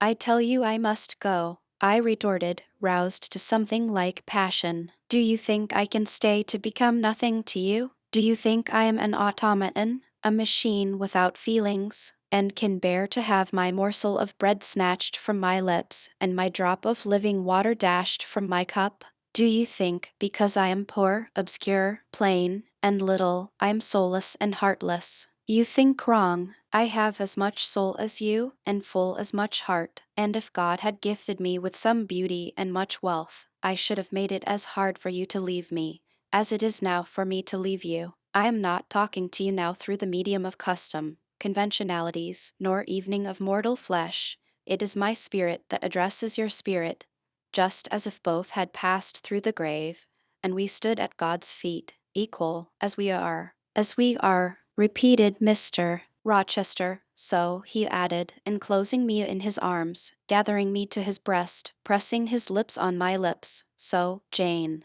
Yes, so, sir, I rejoined, and yet not so, for you are a married man, or as good as a married man, and wed to one inferior to you, to one with whom you have no sympathy, whom I do not believe you truly love, for I have seen and heard you sneer at her. I would scorn such a union. Therefore I am better than you. Let me go. Where, Jane? To Ireland? Yes, to Ireland. I have spoken my mind, and can go anywhere now. Jane, be still. Don't struggle so, like a wild, frantic bird that is rending its own plumage in its desperation. I am no bird, and no net ensnares me. I am a free human being with an independent will, which I now exert to leave you. Another effort set me at liberty, and I stood erect before him. And your will shall decide your destiny, he said. I offer you my hand, my heart, and a share of all my possessions. You play a farce, which I merely laugh at. I ask you to pass through life at my side, to be my second self and best earthly companion. For that fate you have already made your choice, and must abide by it. Jane, be still a few moments. You are overexcited. I will be still too. A waft of wind came sweeping down the laurel walk and trembled through the boughs of the chestnut. It wandered away, away, to an indefinite distance. It died. The nightingale's song was then the only voice of the hour. In listening to it, I again wept. Mr. Rochester sat quiet, looking at me gently and seriously. Some time passed before he spoke. He at last said, "Come to my side, Jane, and let us explain and understand one another. I will never again come to your side. I am torn away now, and cannot return. But, Jane, I summon you as my wife. It is you only I intend to marry." I was silent. I thought he mocked me. "Come, Jane, come here. Your bride stands between us." He rose and with a stride reached me. "My bride is here," he said, again drawing me to him, "because my equal is here, and my likeness. Jane, will you marry me?" Still I did not answer, and still I writhed myself from his grasp, for I was still incredulous. "Do you doubt me, Jane?" "Entirely. You have no faith in me?" "Not a whit." "Am I a liar in your eyes?" he asked passionately. "Little skeptic, you shall be convinced. What love have I for Miss Ingram? None, and that you know. What love has she for me? None, as I have taken pains to prove. I caused a rumor to reach her that my fortune was not a third of what was supposed, and after that I presented myself to see the result. It was coldness both from her and her mother. I could not, marry Miss Ingram. You strange, you almost unearthly thing, I love as my own flesh. You, poor and obscure, and small and plain as you are, I entreat to accept me as a husband." "What, me?" I ejaculated, beginning in his earnestness, and especially in his incivility, to credit his sincerity, me who have not a friend in the world but you. If you are my friend, not a shilling but what you have given me. You, Jane, I must have you for my own, entirely my own. Will you be mine? Say yes, quickly. Mr. Rochester, let me look at your face. Turn to the moonlight. Why? Because I want to read your countenance. Turn. There. You will find it scarcely more legible than a crumpled, scratched page. Read on. Only make haste, for I suffer. His face was very much agitated and very much flushed, and there were strong workings in the features and strange gleams in the eyes. "Oh, Jane, you torture me," he exclaimed. "With that searching and yet faithful and generous look, you torture me. How can I do that? If you are true, and your offer real, my only feelings to you must be gratitude and devotion. They cannot torture." "Gratitude," he ejaculated, and added wildly, "Jane, accept me quickly. Say, Edward, give me my name, Edward, I will marry you. Are you in earnest? Do you truly love me? Do you sincerely wish me to be your wife?" "I do, and if an oath is necessary to satisfy you, I swear it." "Then, sir, I will marry you. Edward, my little wife. Dear Edward, come to me entirely now," said he, and added, in his deepest tone, speaking in my ear as his cheek was laid on mine, "Make my happiness, I will make yours." "God pardon me," he subjoined before long, "and man meddle not with me. I have her, and will hold her. There is no one to meddle, sir. I have no kindred to interfere." "No, that is the best of it," he said. And if I had loved him less I should have thought his accent and look of exultation savage. But, sitting by him, roused from the nightmare of parting, called to the paradise of union, I thought only of the bliss given me to drink in so abundant a flow. Again and again he said, "Are you happy, Jane?" And again I answered, "Yes." After which he murmured, "It will atone, it will atone. Have I not found her friendless, and cold, and comfortless? Will I not guard, and cherish, and solace her? Is there not love in my heart, and constancy in my resolves? It will expiate at God's tribunal. I know my Maker sanctions what I do. For the world's judgment, I wash my hands of that. For man's opinion, I defy it." But what had befallen the night? The moon was not yet set, and we were all in shadow. I could scarcely see my master's face, near as I was. And what ailed the chestnut tree? It writhed and groaned, while wind roared in the laurel walk, and came sweeping over us. "We must go in," said Mr. Rochester, the weather changes. I could have sat with you till morning, Jane. And so, thought I, could I with you? I should have said so, perhaps, but a vivid spark leapt out of a cloud at which I was looking, and there was a crack, a crash, and a close rattling peal, and I thought only of hiding my dazzled eyes against Mr. Rochester's shoulder. The rain rushed down. He hurried me up the walk, through the grounds, and into the house, but we were quite wet before we could pass the threshold. He was taking off my shawl in the hall and shaking the water out of my loosened hair when Mrs. Fairfax emerged from her room. I did not observe her at first, nor did Mr. Rochester. The lamp was lit. The clock was on the stroke of 12. "Hasten to take off your wet things," said he, "and before you go, good night. Good night, my darling." He kissed me repeatedly. When I looked up, on leaving his arms, there stood the widow, pale, grave, and amazed. I only smiled at her and ran upstairs. Explanation will do for another time, thought I. Still, when I reached my chamber, I felt a pang at the idea she should evening temporarily misconstrue what she had seen. But joy soon effaced every other feeling, and loud as the wind blew, near and deep as the thunder crashed, fierce and frequent as the lightning gleamed, cataract-like as the rain fell during a storm of 2 hours' duration, I experienced no fear and little awe. Mr. Rochester came thrice to my door in the course of it, to ask if I was safe and tranquil, and that was comfort, that was strength for anything. Chapter 24. As I rose and dressed, I thought over what had happened and wondered if it were a dream. I could not be certain of the reality till I had seen Mr. Rochester again, and heard him renew his words of love and promise. While arranging my hair, I looked at my face in the glass, and felt it was no longer plain. There was hope in its aspect and life in its color, and my eyes seemed as if they had beheld the fount of fruition, and borrowed beams from the lustrous ripple. I had often been unwilling to look at my master, because I feared he could not be pleased at my look, but I was sure I may lift my face to his now, and not cool his affection by its expression. I took a plain, but clean, and light summer dress from my drawer and put it on. It seemed no attire had ever so well become me, because none had I ever worn in so blissful a mood.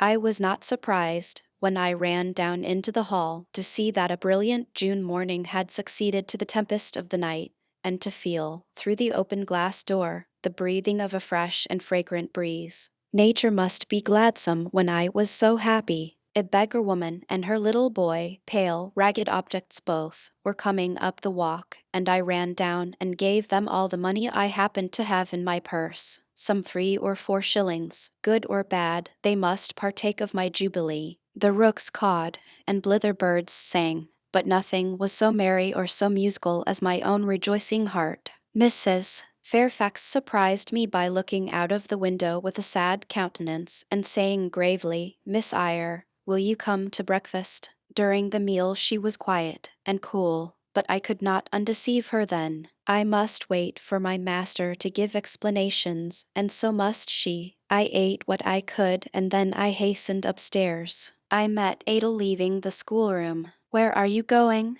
"It is time for lessons. Mr. Rochester has sent me away to the nursery." "Where is he?" "In there," pointing to the apartment she had left, and I went in, and there he stood. "Come and bid me good morning," said he. I gladly advanced, and it was not merely a cold word now, or evening a shake of the hand that I received, but an embrace and a kiss. It seemed natural, it seemed genial to be so well loved, so caressed by him. "Jane, you look blooming, and smiling, and pretty," said he, "truly pretty this morning. Is this my pale, little elf? Is this my mustard seed? This little sunny-faced girl with the dimpled cheek and rosy lips, the satin-smooth hazel hair, and the radiant hazel eyes." I had green eyes, reader, but you must excuse the mistake. For him they were new-dyed, I suppose. "It is Jane Eyre, sir, soon to be Jane Rochester," he added.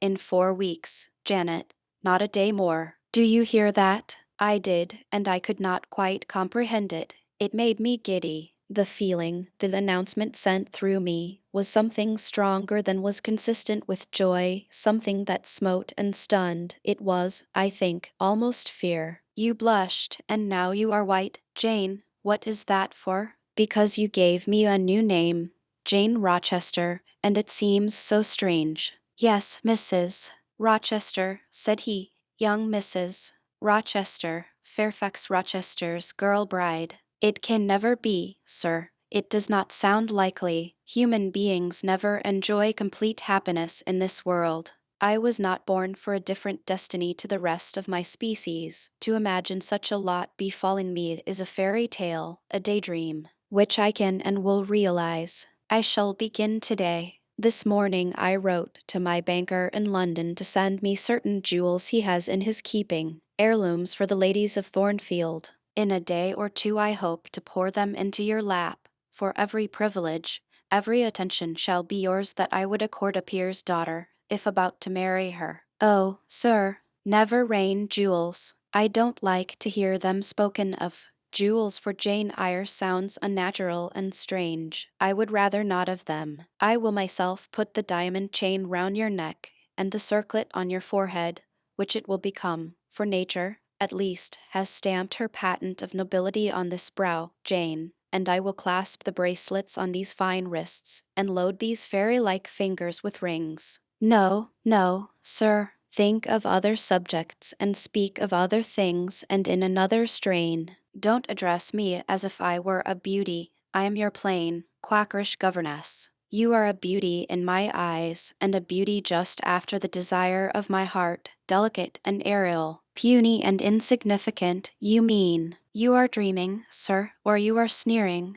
For God's sake, don't be ironical. I will make the world acknowledge you a beauty, too, he went on, while I really became uneasy at the strain he had adopted, because I felt he was either deluding himself or trying to delude me. I will attire my Jane in satin and lace, and she shall have roses in her hair, and I will cover the head I love best with a priceless veil. And then you won't know me, sir, and I shall not be your Jane Eyre any longer, but an ape in a harlequin's jacket, a jay in borrowed plumes. I would as soon see you, Mr. Rochester, tricked out in stage trappings, as myself clad in a court lady's robe. And I don't call you handsome, sir, though I love you most dearly, far too dearly to flatter you. Don't flatter me. He pursued his theme, however, without noticing my deprecation. This very day I shall take you in the carriage to Millcote, and you must choose some dresses for yourself. I told you we shall be married in 4 weeks. The wedding is to take place quietly, in the church down below over there, and then I shall waft you away at once to town. After a brief stay there, I shall bear my treasure to regions nearer the sun, to French vineyards and Italian plains, and she shall see whatever is famous in old story and in modern record. She shall taste, too, of the life of cities, and she shall learn to value herself by just comparison with others. Shall I travel? And with you, sir? You shall sojourn at Paris, Rome, and Naples, at Florence, Venice, and Vienna. All the ground I have wandered over shall be retrodden by you. Wherever I stamped my hoof, your sylph's foot shall step also. 10 years since, I flew through Europe half mad, with disgust, hate, and rage as my companions. Now I shall revisit it healed and cleansed, with a very angel as my comforter. I laughed at him as he said this. I am not an angel, I asserted,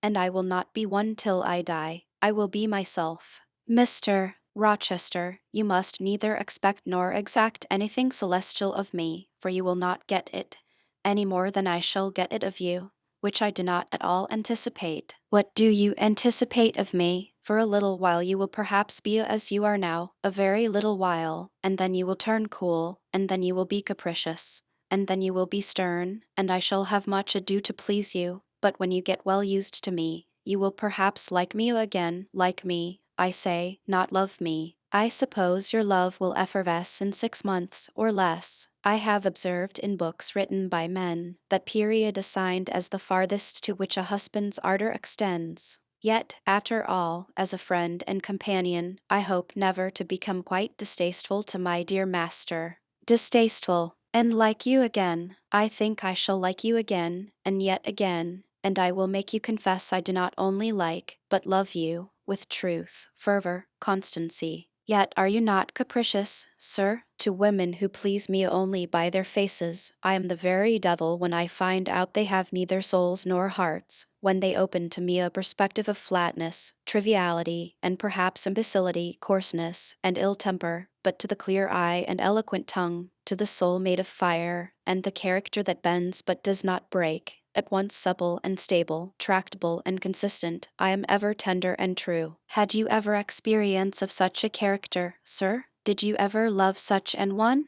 I love it now, but before me, if I, truly, in any respect come up to your difficult standard, I never met your likeness. Jane, you please me, and you master me, you seem to submit, and I like the sense of pliancy you impart, and while I am twining the soft, silken skein round my finger, it sends a thrill up my arm to my heart. I am influenced, conquered, and the influence is sweeter than I can express, and the conquest I undergo has a witchery beyond any triumph I can win. Why do you smile, Jane? What does that inexplicable, that uncanny turn of countenance mean? I was thinking, sir, you will excuse the idea. It was involuntary. I was thinking of Hercules and Samson with their charmers.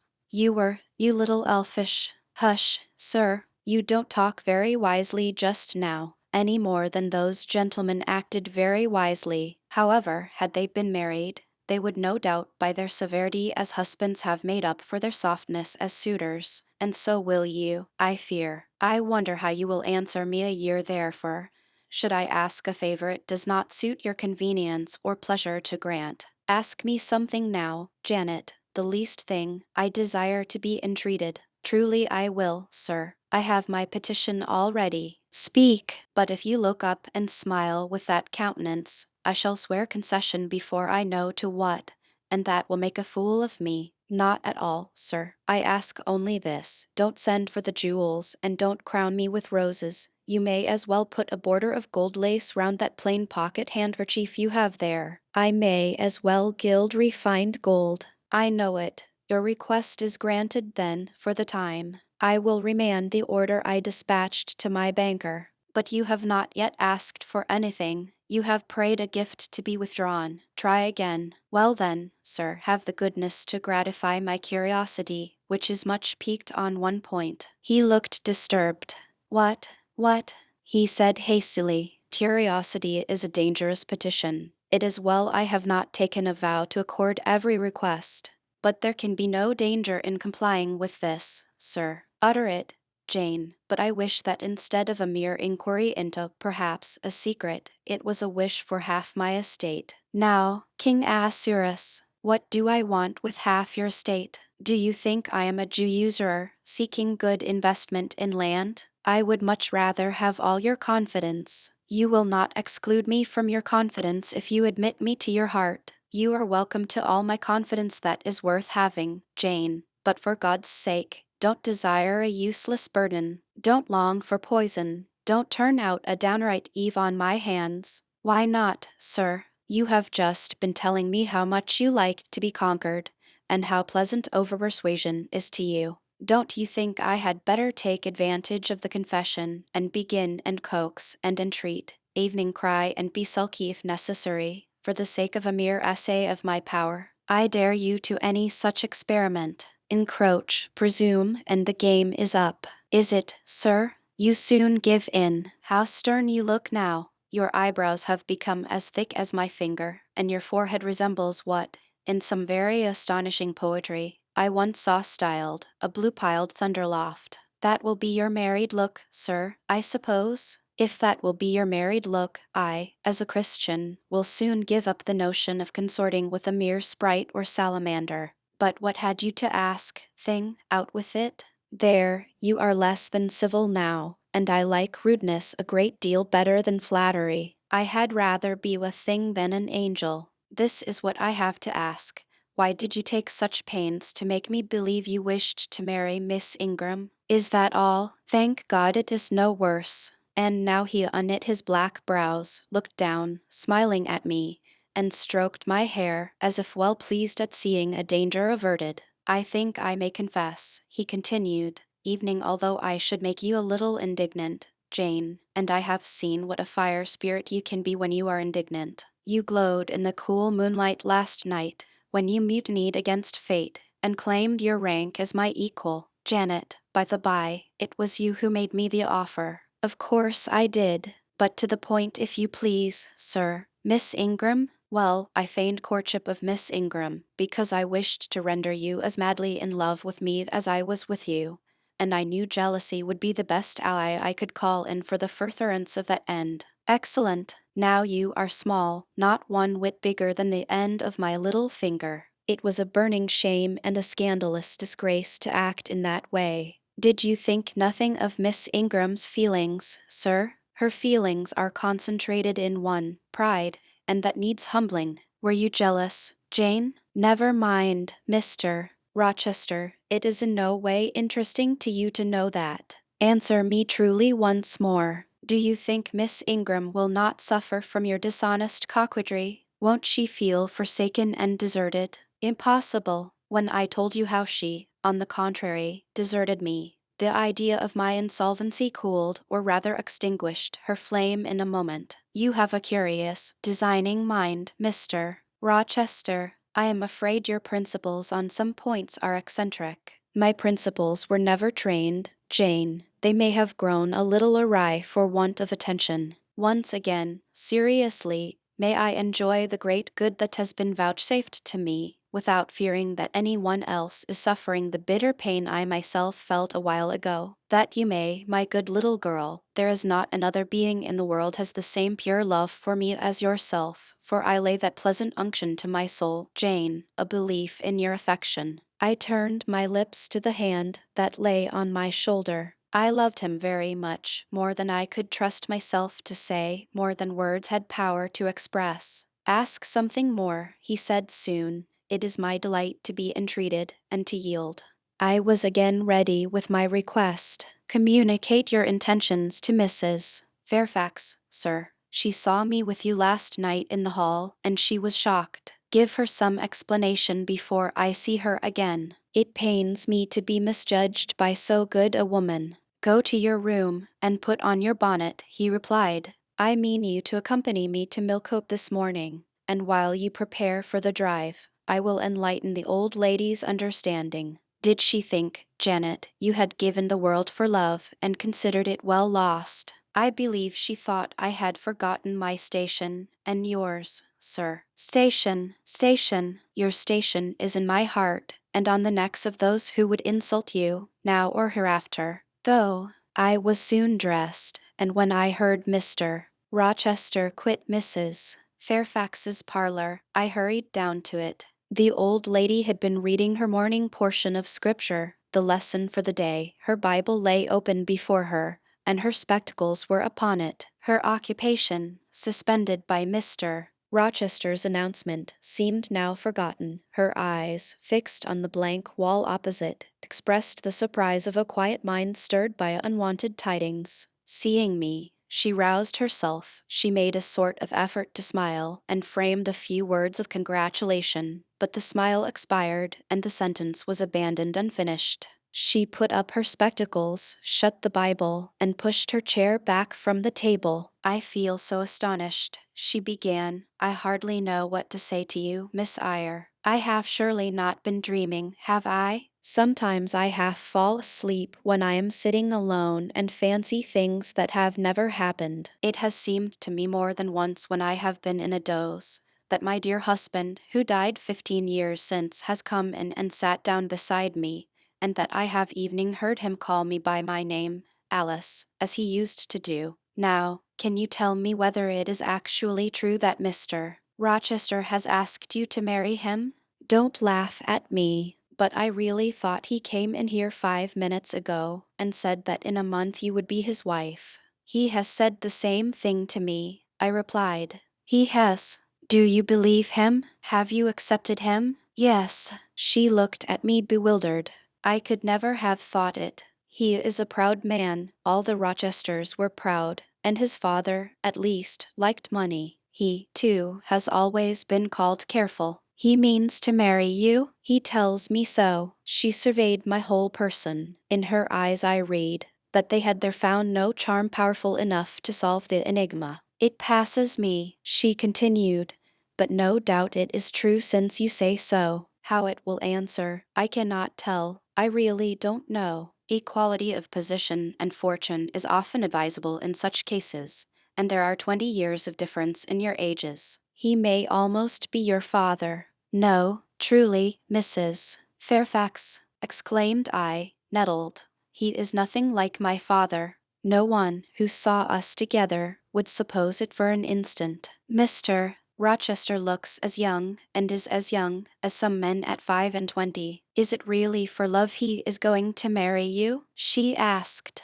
I was so hurt by her coldness and skepticism that the tears rose to my eyes. I am sorry to grieve you, pursued the widow, but you are so young and so little acquainted with men, I wished to put you on your guard. It is an old saying that all is not gold that glitters, and in this case I do fear there will be something found to be different to what either you or I expect. Why, am I a monster? I said, is it impossible that Mr. Rochester should have a sincere affection for me? No, you are very well, and much improved of late, and Mr. Rochester, I dare say, is fond of you. I have always noticed that you were a sort of pet of his. There are times when, for your sake, I have been a little uneasy at his marked preference, and have wished to put you on your guard, but I did not like to suggest even the possibility of wrong. I knew such an idea would shock, perhaps offend you, and you were so discreet, and so thoroughly modest and sensible, I hoped you may be trusted to protect yourself. Last night I cannot tell you what I suffered when I sought all over the house, and could find you nowhere, nor the master either, and then, at 12 o'clock, saw you come in with him. Well, never mind that now, I interrupted impatiently. It is enough that all was right. I hope all will be right in the end, she said, but believe me, you cannot be too careful. Try and keep Mr. Rochester at a distance. Distrust yourself as well as him. Gentlemen in his station are not accustomed to marry their governesses. I was growing truly irritated. Happily, Adele ran in. Let me go to Millcote too, she cried. Mr. Rochester won't, though there is so much room in the new carriage. Beg him to let me go, mademoiselle. That I will, Adele, and I hastened away with her, glad to quit my gloomy monitress. The carriage was ready. They were bringing it round to the front, and my master was pacing the pavement, Pilot following him backwards and forwards. Adele may accompany us, may she not, sir? I told her no. I'll have no brats. I'll have only you. Do let her go, Mr. Rochester, if you please, it would be better. Not it. She will be a restraint. He was quite peremptory, both in look and voice. The chill of Mrs. Fairfax's warnings and the damp of her doubts were upon me. Something of unsubstantiality and uncertainty had beset my hopes. I half lost the sense of power over him. I was about mechanically to obey him, without further remonstrance, but as he helped me into the carriage, he looked at my face. What is the matter? He asked. All the sunshine is gone. Do you really wish the bairn to go? Will it annoy you if she is left behind? I would far rather she went, sir. Then off for your bonnet, and back like a flash of lightning, cried he to Adele. She obeyed him with what speed she may. After all, a single morning's interruption will not matter much, said he, when I mean shortly to claim you, your thoughts, conversation, and company for life. Adele, when lifted in, commenced kissing me, by way of expressing her gratitude for my intercession. She was instantly stowed away into a corner on the other side of him. She then peeped round to where I sat. So stern a neighbor was too restrictive to him, in his present fractious mood. She dared whisper no observations, nor ask of him any information. Let her come to me, I entreated. She will, perhaps, trouble you, sir. There is plenty of room on this side. He handed her over as if she had been a lapdog. I'll send her to school yet, he said, but now he was smiling. Adele heard him, and asked if she was to go to school sans mademoiselle. Yes, he replied, Absolutely sans mademoiselle, for I am to take mademoiselle to the moon, and there I shall seek a cave in one of the white valleys among the volcano tops, and mademoiselle shall live with me there, and only me. She will have nothing to eat. You will starve her, observed Adel. I shall gather manna for her morning and night. The plains and hillsides in the moon are bleached with manna. Adel, she will want to warm herself. What will she do for a fire? Fire rises out of the lunar mountains. When she is cold, I'll carry her up to a peak and lay her down on the edge of a crater. Oh, quel y sera mal, pew comfortable. And her clothes, they will wear out. How can she get new ones? Mr. Rochester professed to be puzzled. Hem, said he. What would you do, Adel? Cudgel your brains for an expedient. How would a white or a pink cloud answer for a gown? Do you think, and one could cut a pretty enough scarf out of a rainbow? She is far better as she is, concluded Adel, after musing some time. Besides, she would get tired of living with only you in the moon. If I were mademoiselle, I would never consent to go with you. She has consented. She has pledged her word. But you can't get her there. There is no road to the moon. It is all air, and neither you nor she can fly. Adel, look at that field. We were now outside Thornfield gates, and bowling lightly along the smooth road to Millcote, where the dust was well laid by the thunderstorm, and where the low hedges and lofty timber trees on each side glistened green and rain-refreshed. In that field, Adel, I was walking late one evening about a fortnight since, the evening of the day you helped me to make hay in the orchard meadows, and, as I was tired with raking swaths, I sat down to rest me on a stile, and there I took out a little book and a pencil, and began to write about a misfortune that befell me long ago, and a wish I had for happy days to come. I was riding away very fast, though daylight was fading from the leaf, when something came up the path and stopped 2 yards off me. I looked at it. It was a little thing with a veil of gossamer on its head. I beckoned it to come near me. It stood soon at my knee. I never spoke to it, and it never spoke to me, in words, but I read its eyes, and it read mine, and our speechless colloquy was to this effect. It was a fairy, and come from Elfland, it said, and its errand was to make me happy. I must go with it out of the common world to a lonely place, such as the moon, for instance, and it nodded its head towards her horn, rising over Hay Hill. It told me of the alabaster cave and silver vale where we may live. I said I should like to go, but reminded it, as you did me, that I had no wings to fly. Oh, returned the fairy, that does not signify. Here is a talisman will remove all difficulties, and she held out a pretty gold ring. Put it, she said, on the fourth finger of my left hand, and I am yours, and you are mine, and we shall leave earth, and make our own heaven over there. She nodded again at the moon. The ring, Adel, is in my breeches pocket, under the disguise of a sovereign, but I mean soon to change it to a ring again. But what has mademoiselle to do with it? I don't care for the fairy. You said it was mademoiselle you would take to the moon? Mademoiselle is a fairy, he said, whispering mysteriously, upon which I told her not to mind his badinage, and she, on her part, evinced a fund of genuine French skepticism, denominating Mr. Rochester unrimenteur, and assuring him that she made no account whatever of his contes de fées, and that, du reste, il n'y avait pas de fesse, et quand même il y en avait.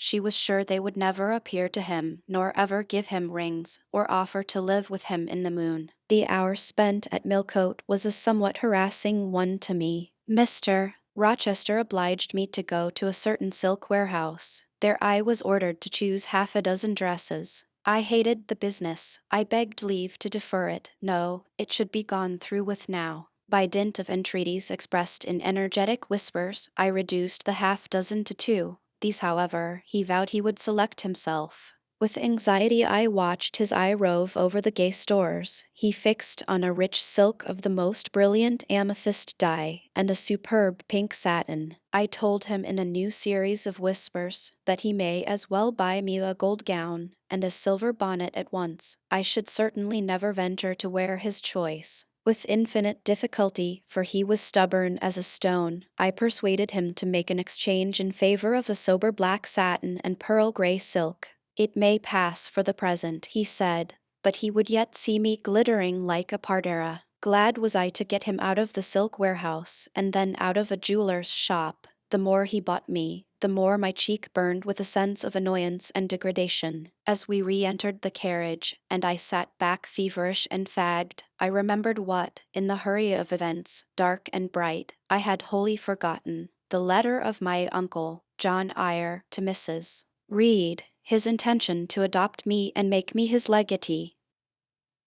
It would, truly, be a relief, I thought, if I had ever so small an independency. I never can bear being dressed like a doll by Mr. Rochester, or sitting like a second Danny with the golden shower falling daily round me. I will write to Madeira the moment I get home, and tell my Uncle John I am going to be married, and to whom, if I had but a prospect of one day bringing Mr. Rochester an accession of fortune, I could better endure to be kept by him now. And somewhat relieved by this idea which I failed not to execute that day, I ventured once more to meet my master's and lover's eye, which most pertinaciously sought mine, though I averted both face and gaze. He smiled, and I thought his smile was such as a sultan may, in a blissful and fond moment, bestow on a slave his gold and gems had enriched. I crushed his hand, which was ever hunting mine, vigorously, and thrust it back to him red with a passionate pressure. You need not look in that way, I said. If you do, I'll wear nothing but my old lowered frocks to the end of the chapter. I'll be married in this lilac gingham. You may make a dressing gown for yourself out of the pearl gray silk, and an infinite series of waistcoats out of the black satin. He chuckled. He rubbed his hands. Oh, it is rich to see and hear her, he exclaimed. Is she original? Is she piquant? I would not exchange this one little English girl for the Grand Turk's whole seraglio, gazelle eyes, houri forms, and all. The Eastern allusion bit me again. I'll not stand you an inch in the stead of a seraglio, I said, so don't consider me an equivalent for one. If you have a fancy for anything in that line, away with you, sir, to the bazaars of Stamboul without delay, and lay out in extensive slave purchases some of that spare cash you seem at a loss to spend satisfactorily here. And what will you do, Janet, while I am bargaining for so many tons of flesh and such an assortment of black eyes? I'll be preparing myself to go out as a missionary to preach liberty to them that are enslaved, or harem inmates amongst the rest. I'll get admitted there, and I'll stir up mutiny, and you, three-tailed bashaw as you are, sir, shall in a trice find yourself fettered amongst our hands, nor will I, for one, consent to cut your bonds till you have signed a charter, the most liberal that despot ever yet conferred. I would consent to be at your mercy, Jane. I would have no mercy, Mr. Rochester, if you supplicated for it with an eye like that. While you looked so, I should be certain that whatever charter you may grant under coercion, your first act, when released, would be to violate its conditions. Why, Jane, what would you have? I fear you will compel me to go through a private marriage ceremony, besides that performed at the altar. You will stipulate, I see, for peculiar terms. What will they be? I only want an easy mind, sir, not crushed by crowded obligations. Do you remember what you said of Klein Varens? Of the diamonds, the cashmeres you gave her? I will not be your English Klein Varens. I shall continue to act as Adel's governess. By that I shall earn my board and lodging, and £30 a year besides. I'll furnish my own wardrobe out of that money, and you shall give me nothing but, well, but what? Your regard. And if I give you mine in return, that debt will be quit. Well, for cool native impudence and pure innate pride, you haven't your equal, said he. We were now approaching Thornfield. Will it please you to dine with me today? He asked, as we re-entered the gates. No, thank you, sir. And what for? No, thank you? If one may inquire, I never have dined with you, sir, and I see no reason why I should now. Till what? You delight in half-phrases. Till I can't help it. Do you suppose I eat like an ogre or a ghoul, that you dread being the companion of my repast? I have formed no supposition on the subject, sir, but I want to go on as usual for another month. You will give up your governessing slavery at once. Truly, begging your pardon, sir, I shall not. I shall just go on with it as usual. I shall keep out of your way all day, as I have been accustomed to do.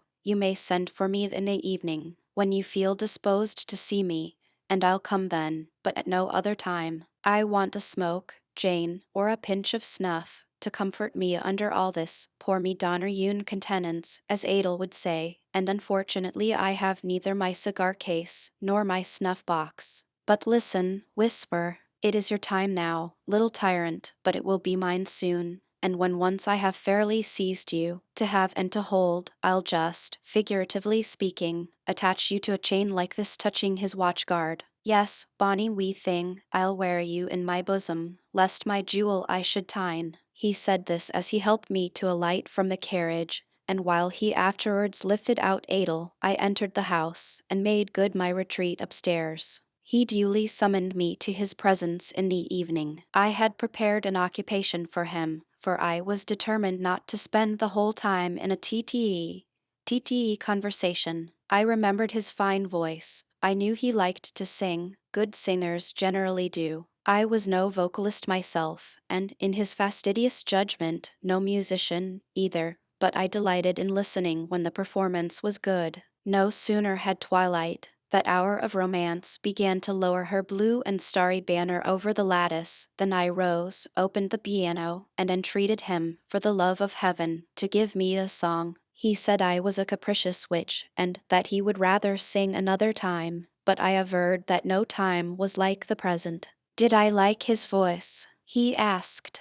Very much. I was not fond of pampering that susceptible vanity of his, but for once, and from motives of expediency, I would soothe and stimulate it. Then, Jane, you must play the accompaniment. Very well, sir, I will try. I did try, but was soon swept off the stool, and denominated a little bungler. Being pushed unceremoniously to one side, which was precisely what I wished, he usurped my place, and proceeded to accompany himself, for he could play as well as sing. I hied me to the window recess, and while I sat there and looked out on the still trees and dim lawn, to a sweet air was sung in mellow tones the following strain. The truest love that ever heart felt at its kindled core, did through each vein, in quickened start, the tide of being pour. Her coming was my hope each day, her parting was my pain. The chance that did her steps delay was ice in every vein. I dreamed it would be nameless bliss as I loved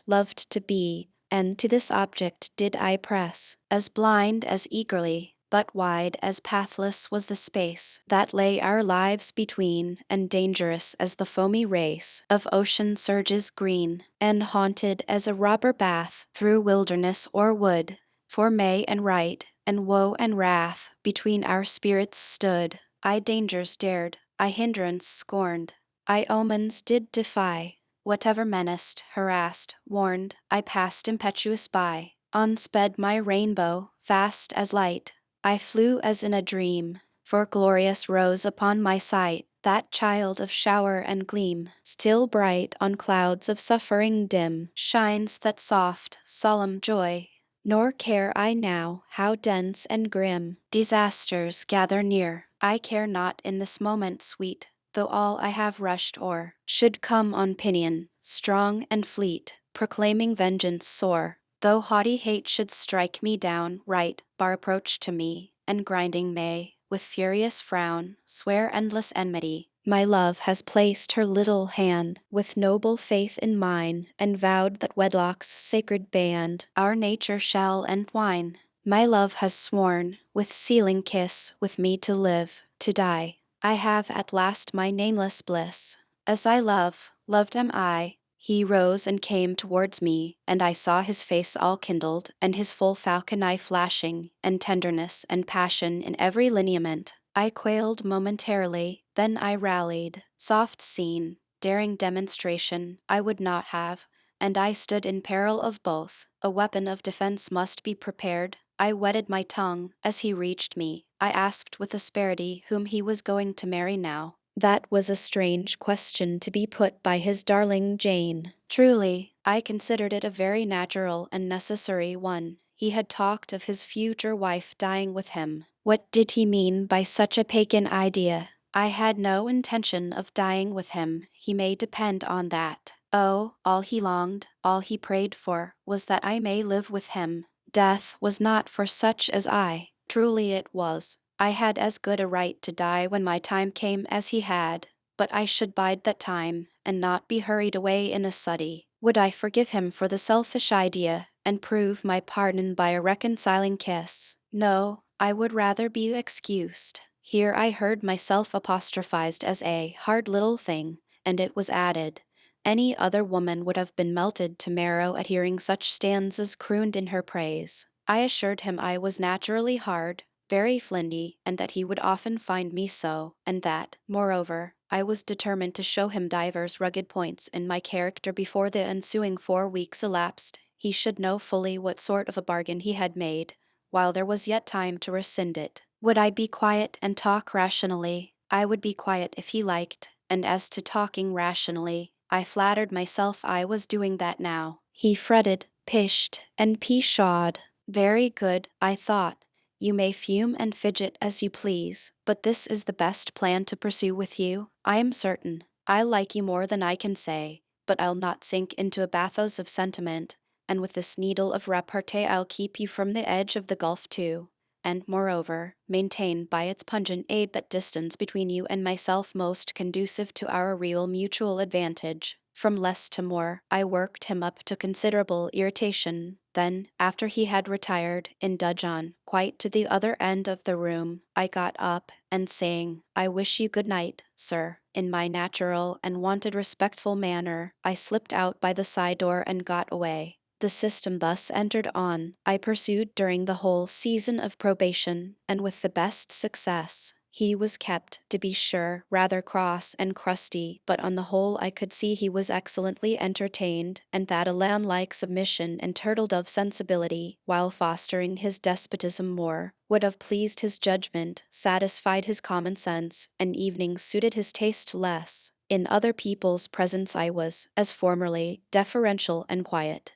Any other line of conduct being uncalled for, it was only in the evening conferences I thus thwarted and afflicted him. He continued to send for me punctually the moment the clock struck 7, though when I appeared before him now he had no such honeyed terms as love and darling on his lips. The best words at my service were provoking puppet, malicious elf, sprite, changeling, and sea. For caresses, too, I now got grimaces, for a pressure of the hand, a pinch on the arm, for a kiss on the cheek, a severe tweak of the ear. It was all right. At present I decidedly preferred these fierce favors to anything more tender. Mrs. Fairfax, I saw, approved me. Her anxiety on my account vanished.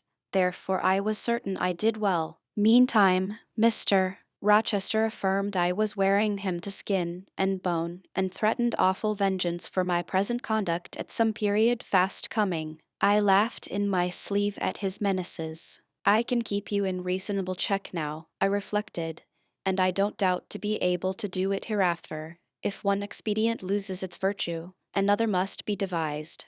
Yet after all my task was not an easy one. Often I would rather have pleased than teased him. My future husband was becoming to me my whole world, and more than the world, almost my hope of heaven. He stood between me and every thought of religion, as an eclipse intervenes between man and the broad sun.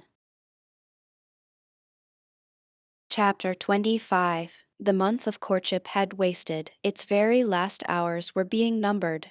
There was no putting off the day that advanced, the bridal day, and all preparations for its arrival were complete. I, at least, had nothing more to do. There were my trunks, packed, locked, corded, ranged in a row along the wall of my little chamber. To-morrow, at this time, they would be far on their road to London, and so should I D.V., or rather, not I, but one Jane Rochester, a person whom as yet I knew not. The cards of address alone remained to nail on. They lay, 4 little squares, in the drawer. Mr. Rochester had himself written the direction, Mrs. Rochester, Hotel, London, on each. I could not persuade myself to affix them or to have them affixed. Mrs. Rochester, she did not exist. She would not be born till tomorrow, sometime after 8 o'clock a.m., and I would wait to be assured she had come into the world alive before I assigned to her all that property. It was enough that in over their closet,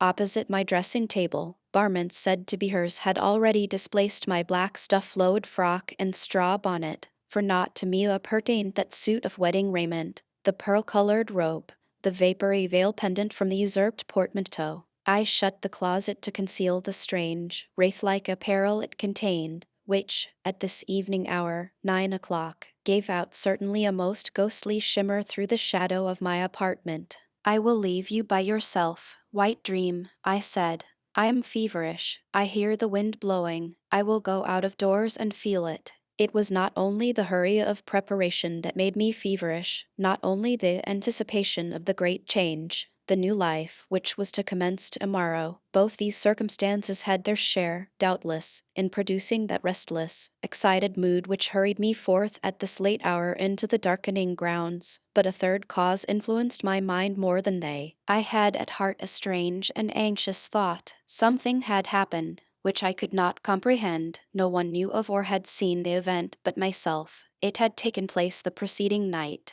Mr. Rochester, that night, was absent from home, nor was he yet returned. Business had called him to a small estate of 2 or 3 farms he possessed 30 miles off. Business it was requisite he should settle in person, previous to his meditated departure from England. I waited now his return, eager to disburthen my mind, and to seek of him the solution of the enigma that perplexed me. Stay till he comes, reader, and, when I disclose my secret to him, you shall share the confidence. I sought the orchard, driven to its shelter by the wind, which all day had blown strong and full from the south, without, however, bringing a speck of rain. Instead of subsiding as night drew on, it seemed to augment its rush and deepen its roar. The trees blew steadfastly one way, never writhing round, and scarcely tossing back their boughs once in an hour. So continuous was the strain bending their branchy heads northward. The clouds drifted from pole to pole, fast following, mass on mass. No glimpse of blue sky had been visible that July day. It was not without a certain wild pleasure I ran before the wind, delivering my trouble of mind to the measureless air torrent thundering through space. Descending the laurel walk, I faced the wreck of the chestnut tree. It stood up black and riven, the trunk, split down the center, gasped ghastly. The cloven halves were not broken from each other, for the firm base and strong roots kept them unsundered below. Though community of vitality was destroyed,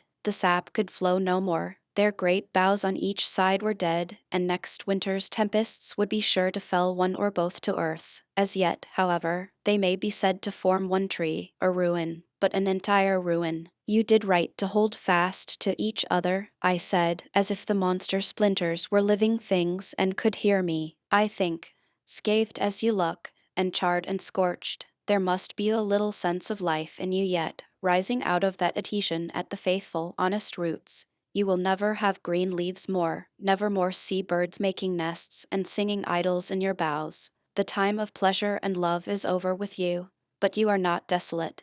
Each of you has a comrade to sympathize with him in his decay. As I looked up at them, the moon appeared momentarily in that part of the sky which filled their fissure. Her disk was blood-red and half overcast.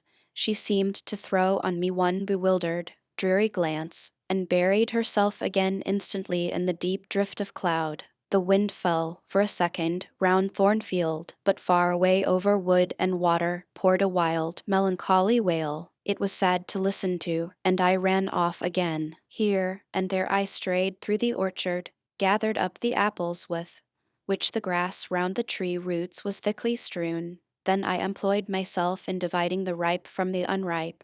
I carried them into the house and put them away in the storeroom. Then I repaired to the library to ascertain whether the fire was lit, for, though summer, I knew on such a gloomy evening Mr. Rochester would like to see a cheerful hearth when he came in. Yes, the fire had been kindled some time, and burnt well. I placed his armchair by the chimney corner. I wheeled the table near it. I let down the curtain, and had the candles brought in ready for lighting. More restless than ever, When I had completed these arrangements, I could not sit still, nor evening remain in the house. A little timepiece in the room and the old clock in the hall simultaneously struck 10. How late it grows, I said.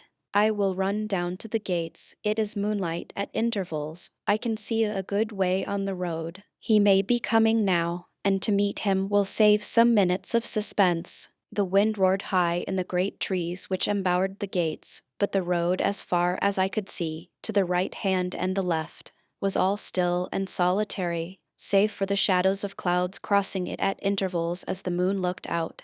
It was but a long pale line, unvaried by one moving speck. A puerile tear dimmed my eye while I looked, a tear of disappointment and impatience. Ashamed of it, I wiped it away. I lingered. The moon shut herself wholly within her chamber, and drew close her curtain of dense cloud.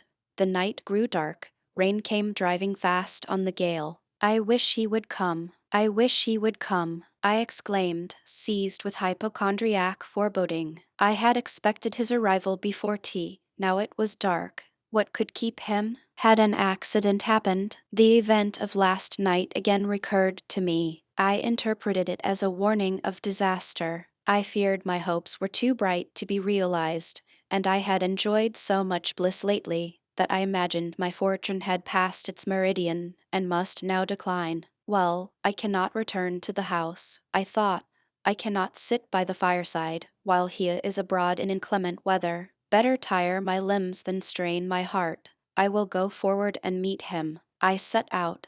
I walked fast, but not far. Before I had measured a quarter of a mile, I heard the tramp of hoofs. A horseman came on, full gallop. A dog ran by his side. Away with evil presentiment! It was he. Here he was, mounted on Messer, followed by Pilot. He saw me, for the moon had opened a blue field in the sky, and rode in it watery bright. He took his hat off, and waved it round his head. I now ran to meet him. There, he exclaimed, as he stretched out his hand and bent from the saddle. You can't do without me. That is evident. Step on my boot-toe. Give me both hands. Mount. I obeyed. Joy made me agile. I sprang up before him. A hearty kissing I got for a welcome, and some boastful triumph, which I swallowed as well as I could. He checked himself in his exultation to demand, "But is there anything the matter, Janet, that you come to meet me at such an hour? Is there anything wrong?" "No, but I thought you would never come. I could not bear to wait in the house for you, especially with this rain and wind." "Rain and wind, truly, yes, you are dripping like a mermaid. Pull my cloak round you, but I think you are feverish, Jane. Both your cheek and hand are burning hot. I ask again, is there anything the matter?" "Nothing now. I am neither afraid nor unhappy." "Then you have been both?" "Rather, but I'll tell you all about it by and by, sir, and I dare say you will only laugh at me for my pains." "I'll laugh at you heartily when tomorrow is past. Till then I dare not. My prize is not certain." "This is you, who have been as slippery as an eel this last month, and as thorny as a briar rose. I could not lay a finger anywhere but I was pricked, and now I seem to have gathered up a stray lamb in my arms." "You wandered out of the fold to seek your shepherd, did you, Jane?" "I wanted you, but don't boast. Here we are at Thornfield. Now let me get down." He landed me on the pavement. As John took his horse, and he followed me into the hall, he told me to make haste and put something dry on, and then return to him in the library, and he stopped me, as I made for the staircase, to extort a promise that I would not be long, nor was I long. In 5 minutes I rejoined him. I found him at supper. "Take a seat and bear me company, Jane. Please God, it is the last meal but one you will eat at Thornfield Hall for a long time." I sat down near him, but told him I could not eat. "Is it because you have the prospect of a journey before you, Jane? Is it the thoughts of going to London that takes away your appetite?" "I cannot see my prospects clearly tonight, sir, and I hardly know what thoughts I have in my head. Everything in life seems unreal. Accept me. I am substantial enough. Touch me. You, sir, are the most phantom-like of all. You are a mere dream." He held out his hand, laughing. "Is that a dream?" said he, placing it close to my eyes. He had a rounded, muscular, and vigorous hand as well as a long, strong arm. Yes, though I touch it, it is a dream, said I, as I put it down from before my face. Sir, have you finished supper? Yes, Jane. I rang the bell and ordered away the tray. When we were again alone, I stirred the fire, and then took a low seat at my master's knee. It is near midnight, I said. Yes, but remember, Jane, you promised to wake with me the night before my wedding. I did, and I will keep my promise, for an hour or two at least. I have no wish to go to bed. Are all your arrangements complete? All, sir. And on my part likewise, he returned. I have settled everything, and we shall leave Thornfield to-morrow, within half an hour after our return from church. Very well, sir. With what an extraordinary smile you uttered that word. Very well, Jane. What a bright spot of color you have on each cheek, and how strangely your eyes glitter. Are you well? I believe I am. Believe? What is the matter? Tell me what you feel. I could not, sir. No words could tell you what I feel. I wish this present hour would never end. Who knows with what fate the next may come charged? This is hypochondria, Jane. You have been overexcited or overfatigued. Do you, sir, feel calm and happy? Calm? No, but happy to the heart's core. I looked up at him to read the signs of bliss in his face. It was ardent and flushed. Give me your confidence, Jane, he said. Relieve your mind of any weight that oppresses it, by imparting it to me. What do you fear? That I shall not prove a good husband? It is the idea farthest from my thoughts. Are you apprehensive of the new sphere you are about to enter? Of the new life into which you are passing? No, you puzzle me, Jane. Your look and tone of sorrowful audacity perplex and pain me. I want an explanation. Then, sir, listen. You were from home last night? I know that. And you hinted a while ago at something which had happened in my absence, nothing, probably, of consequence, but, in short, it has disturbed you. Let me hear it. Mrs. Fairfax has said something, perhaps, or you have overheard the servants talk. Your sensitive self-respect has been wounded. No, sir. It struck 12. I waited till the timepiece had concluded its silver chime, and the clock its hoarse, vibrating stroke, and then I proceeded. All day yesterday I was very busy, and very happy in my ceaseless bustle, for I am not, as you seem to think, troubled by any haunting fears about the new sphere, etc. I think it a glorious thing to have the hope of living with you, because I love you. No, sir, don't caress me now. Let me talk undisturbed. Yesterday I trusted well in Providence, and believed that events were working together for your good and mine. It was a fine day, if you recollect. The calmness of the air and sky forbade apprehensions respecting your safety or comfort on your journey. I walked a little while on the pavement after tea, thinking of you, and I beheld you in imagination so near me, I scarcely missed your actual presence. I thought of the life that lay before me, your life, sir, an existence more expansive and stirring than my own, as much more so as the depths of the sea to which the brook runs are than the shallows of its own straight channel. I wondered why moralists call this world a dreary wilderness. For me it blossomed like a rose. Just at sunset, the air turned cold and the sky cloudy. I went in. Sophie called me upstairs to look at my wedding dress,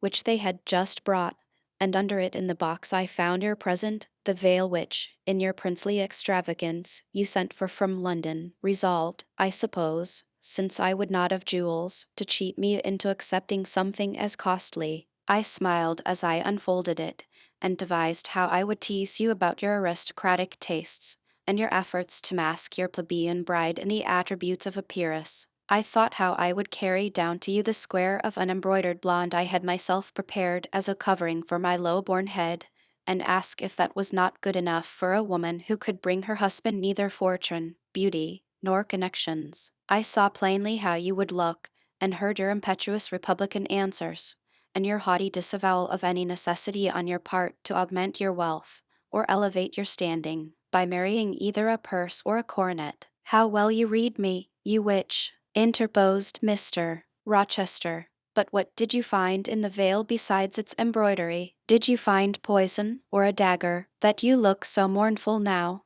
No, no, sir. Besides the delicacy and richness of the fabric, I found nothing save Fairfax Rochester's pride, and that did not scare me, because I am used to the sight of the demon. But, sir, as it grew dark, the wind rose. It blew yesterday evening, not as it blows now, wild and high, but with a sullen, moaning sound far more eerie. I wished you were at home. I came into this room, and the sight of the empty chair and fireless hearth chilled me. For some time after I went to bed, I could not sleep. A sense of anxious excitement distressed me. The gale still rising seemed to my ear to muffle a mournful undersound. Whether in the house or abroad I could not at first tell, but it recurred, doubtful yet doleful at every lull. At last I made out it must be some dog howling at a distance. I was glad when it ceased. On sleeping, I continued in dreams the idea of a dark and gusty night. I continued also the wish to be with you, and experienced a strange, regretful consciousness of some barrier dividing us.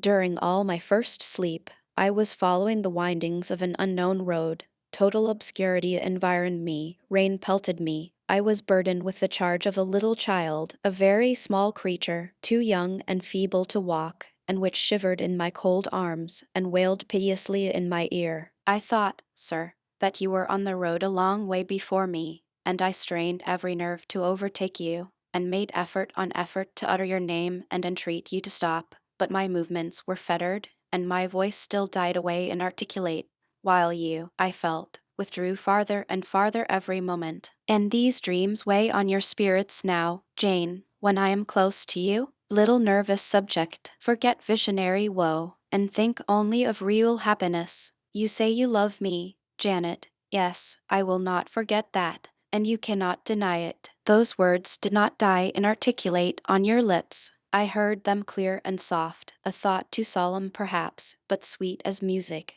I think it is a glorious thing to have the hope of living with you, Edward, because I love you. Do you love me, Jane? Repeat it. I do, sir, I do, with my whole heart. Well, he said, after some minutes' silence, it is strange, but that sentence has penetrated my breast painfully. Why? I think because you said it with such an earnest, religious energy, and because your upward gaze at me now is the very sublime of faith, truth, and devotion. It is too much as if some spirit were near me. Look wicked, Jane, as you know well how to look. Coin one of your wild, shy, provoking smiles. Tell me you hate me, tease me, vex me, do anything but move me. I would rather be incensed than saddened. I will tease you and vex you to your heart's content, when I have finished my tale. But hear me to the end. I thought, Jane, you had told me all. I thought I had found the source of your melancholy in a dream. I shook my head.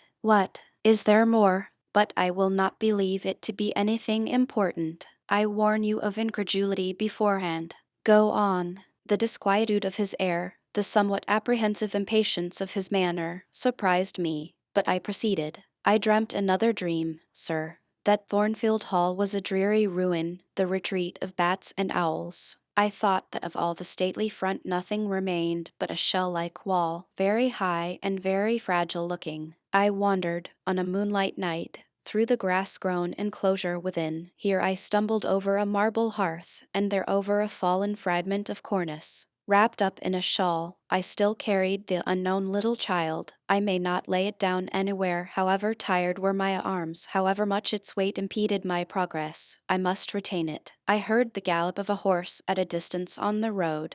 I was sure it was you, and you were departing for many years and for a distant country. I climbed the thin wall with frantic, perilous haste, eager to catch one glimpse of you from the top. The stones rolled from under my feet. The ivy branches I grasped gave way. The child clung round my neck in terror, and almost strangled me. At last I gained the summit. I saw you like a speck on a white track, lessening every moment. The blast blew so strong I could not stand. I sat down on the narrow ledge. I hushed the scared infant in my lap. You turned an angle of the road. I bent forward to take a last look. The wall crumbled. I was shaken. The child rolled from my knee. I lost my balance, fell, and woke. Now, Jane, that is all. All the preface, sir. The tale is yet to come. On waking, a gleam dazzled my eyes. I thought, Oh, it is daylight. But I was mistaken. It was only candlelight. Sophie, I supposed, had come in. There was a light in the dressing table and the door of the closet, where, before going to bed, I had hung my wedding dress and veil, stood open. I heard a rustling there. I asked, Sophie, what are you doing? No one answered, but a form emerged from the closet. It took the light, held it aloft, and surveyed the garments pendant from the portmanteau. Sophie, Sophie, I again cried, and still it was silent. I had risen up in bed, I bent forward. First surprise, then bewilderment, came over me, and then my blood crept cold through my veins. Mr. Rochester, this was not Sophie, it was not Lee, it was not Mrs. Fairfax, it was not, no, I was sure of it, and am still, it was not evening that strange woman, Grace Poole. It must have been one of them, interrupted my master. No, sir, I solemnly assure you to the contrary. The shape standing before me had never crossed my eyes within the precincts of Thornfield Hall before. The height, the contour were new to me. Describe it, Jane. It seemed, sir, a woman, tall and large, with thick and dark hair hanging long down her back. I know not what dress she had on. It was white and straight,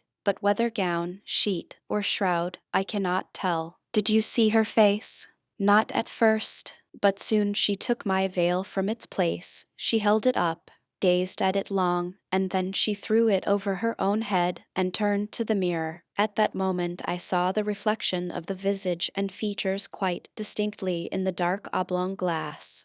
And how were they? Fearful and ghastly to me. Oh, sir, I never saw a face like it. It was a discolored face, it was a savage face.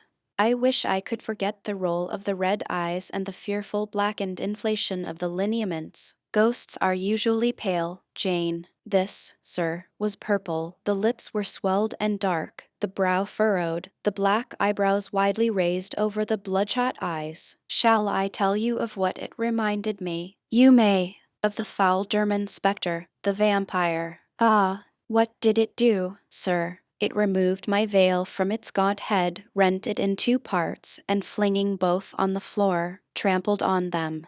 It removed my veil from its gaunt head, rent it in two parts, and flinging both on the floor, trampled on them. Afterwards, it drew aside the window curtain and looked out. Perhaps it saw dawn approaching, for, taking the candle, it retreated to the door. Just at my bedside, the figure stopped. The fiery eyes glared upon me. She thrust up her candle close to my face, and extinguished it under my eyes. I was aware her lurid visage flamed over mine, and I lost consciousness. For the second time in my life, only the second time, I became insensible from terror. Who was with you when you revived? No one, sir, but the broad day. I rose, bathed my head and face in water, drank a long draught, felt that though enfeebled I was not ill, and determined that to none but you would I impart this vision. Now, sir, tell me who and what that woman was. The creature of an overstimulated brain, that is certain. I must be careful of you, my treasure. Nerves like yours were not made for rough handling. Sir, depend on it, my nerves were not in fault.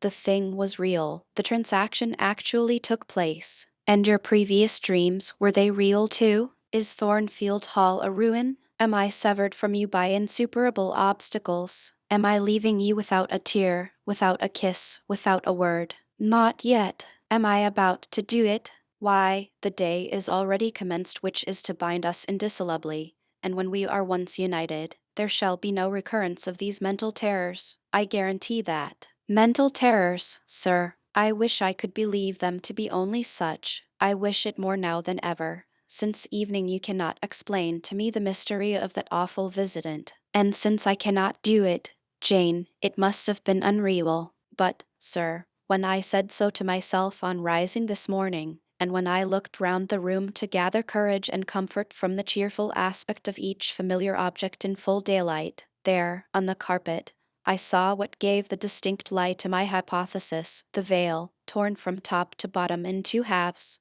I felt Mr. Rochester start and shudder. He hastily flung his arms round me. Thank God, he exclaimed, that if anything malignant did come near you last night, It was only the veil that was harmed. Oh, to think what may have happened. He drew his breath short and strained me so close to him I could scarcely pant. After some minutes' silence, he continued, cheerily, "Now, Janet, I'll explain to you all about it. It was half dream, half reality. A woman did, I doubt not, enter your room, and that woman must have been Grace Poole. You call her a strange being yourself. From all you know, you have reason so to call her. What did she do to me? What to Mason?" In a state between sleeping and waking, you noticed her entrance and her actions, but feverish, almost delirious as you were. You ascribed to her a goblin appearance different from her own. The long disheveled hair, the swelled black face, the exaggerated stature were figments of imagination, results of nightmare. The spiteful tearing of the veil was real, and it is like her. I see you would ask why I keep such a woman in my house. When we have been married a year and a day, I will tell you,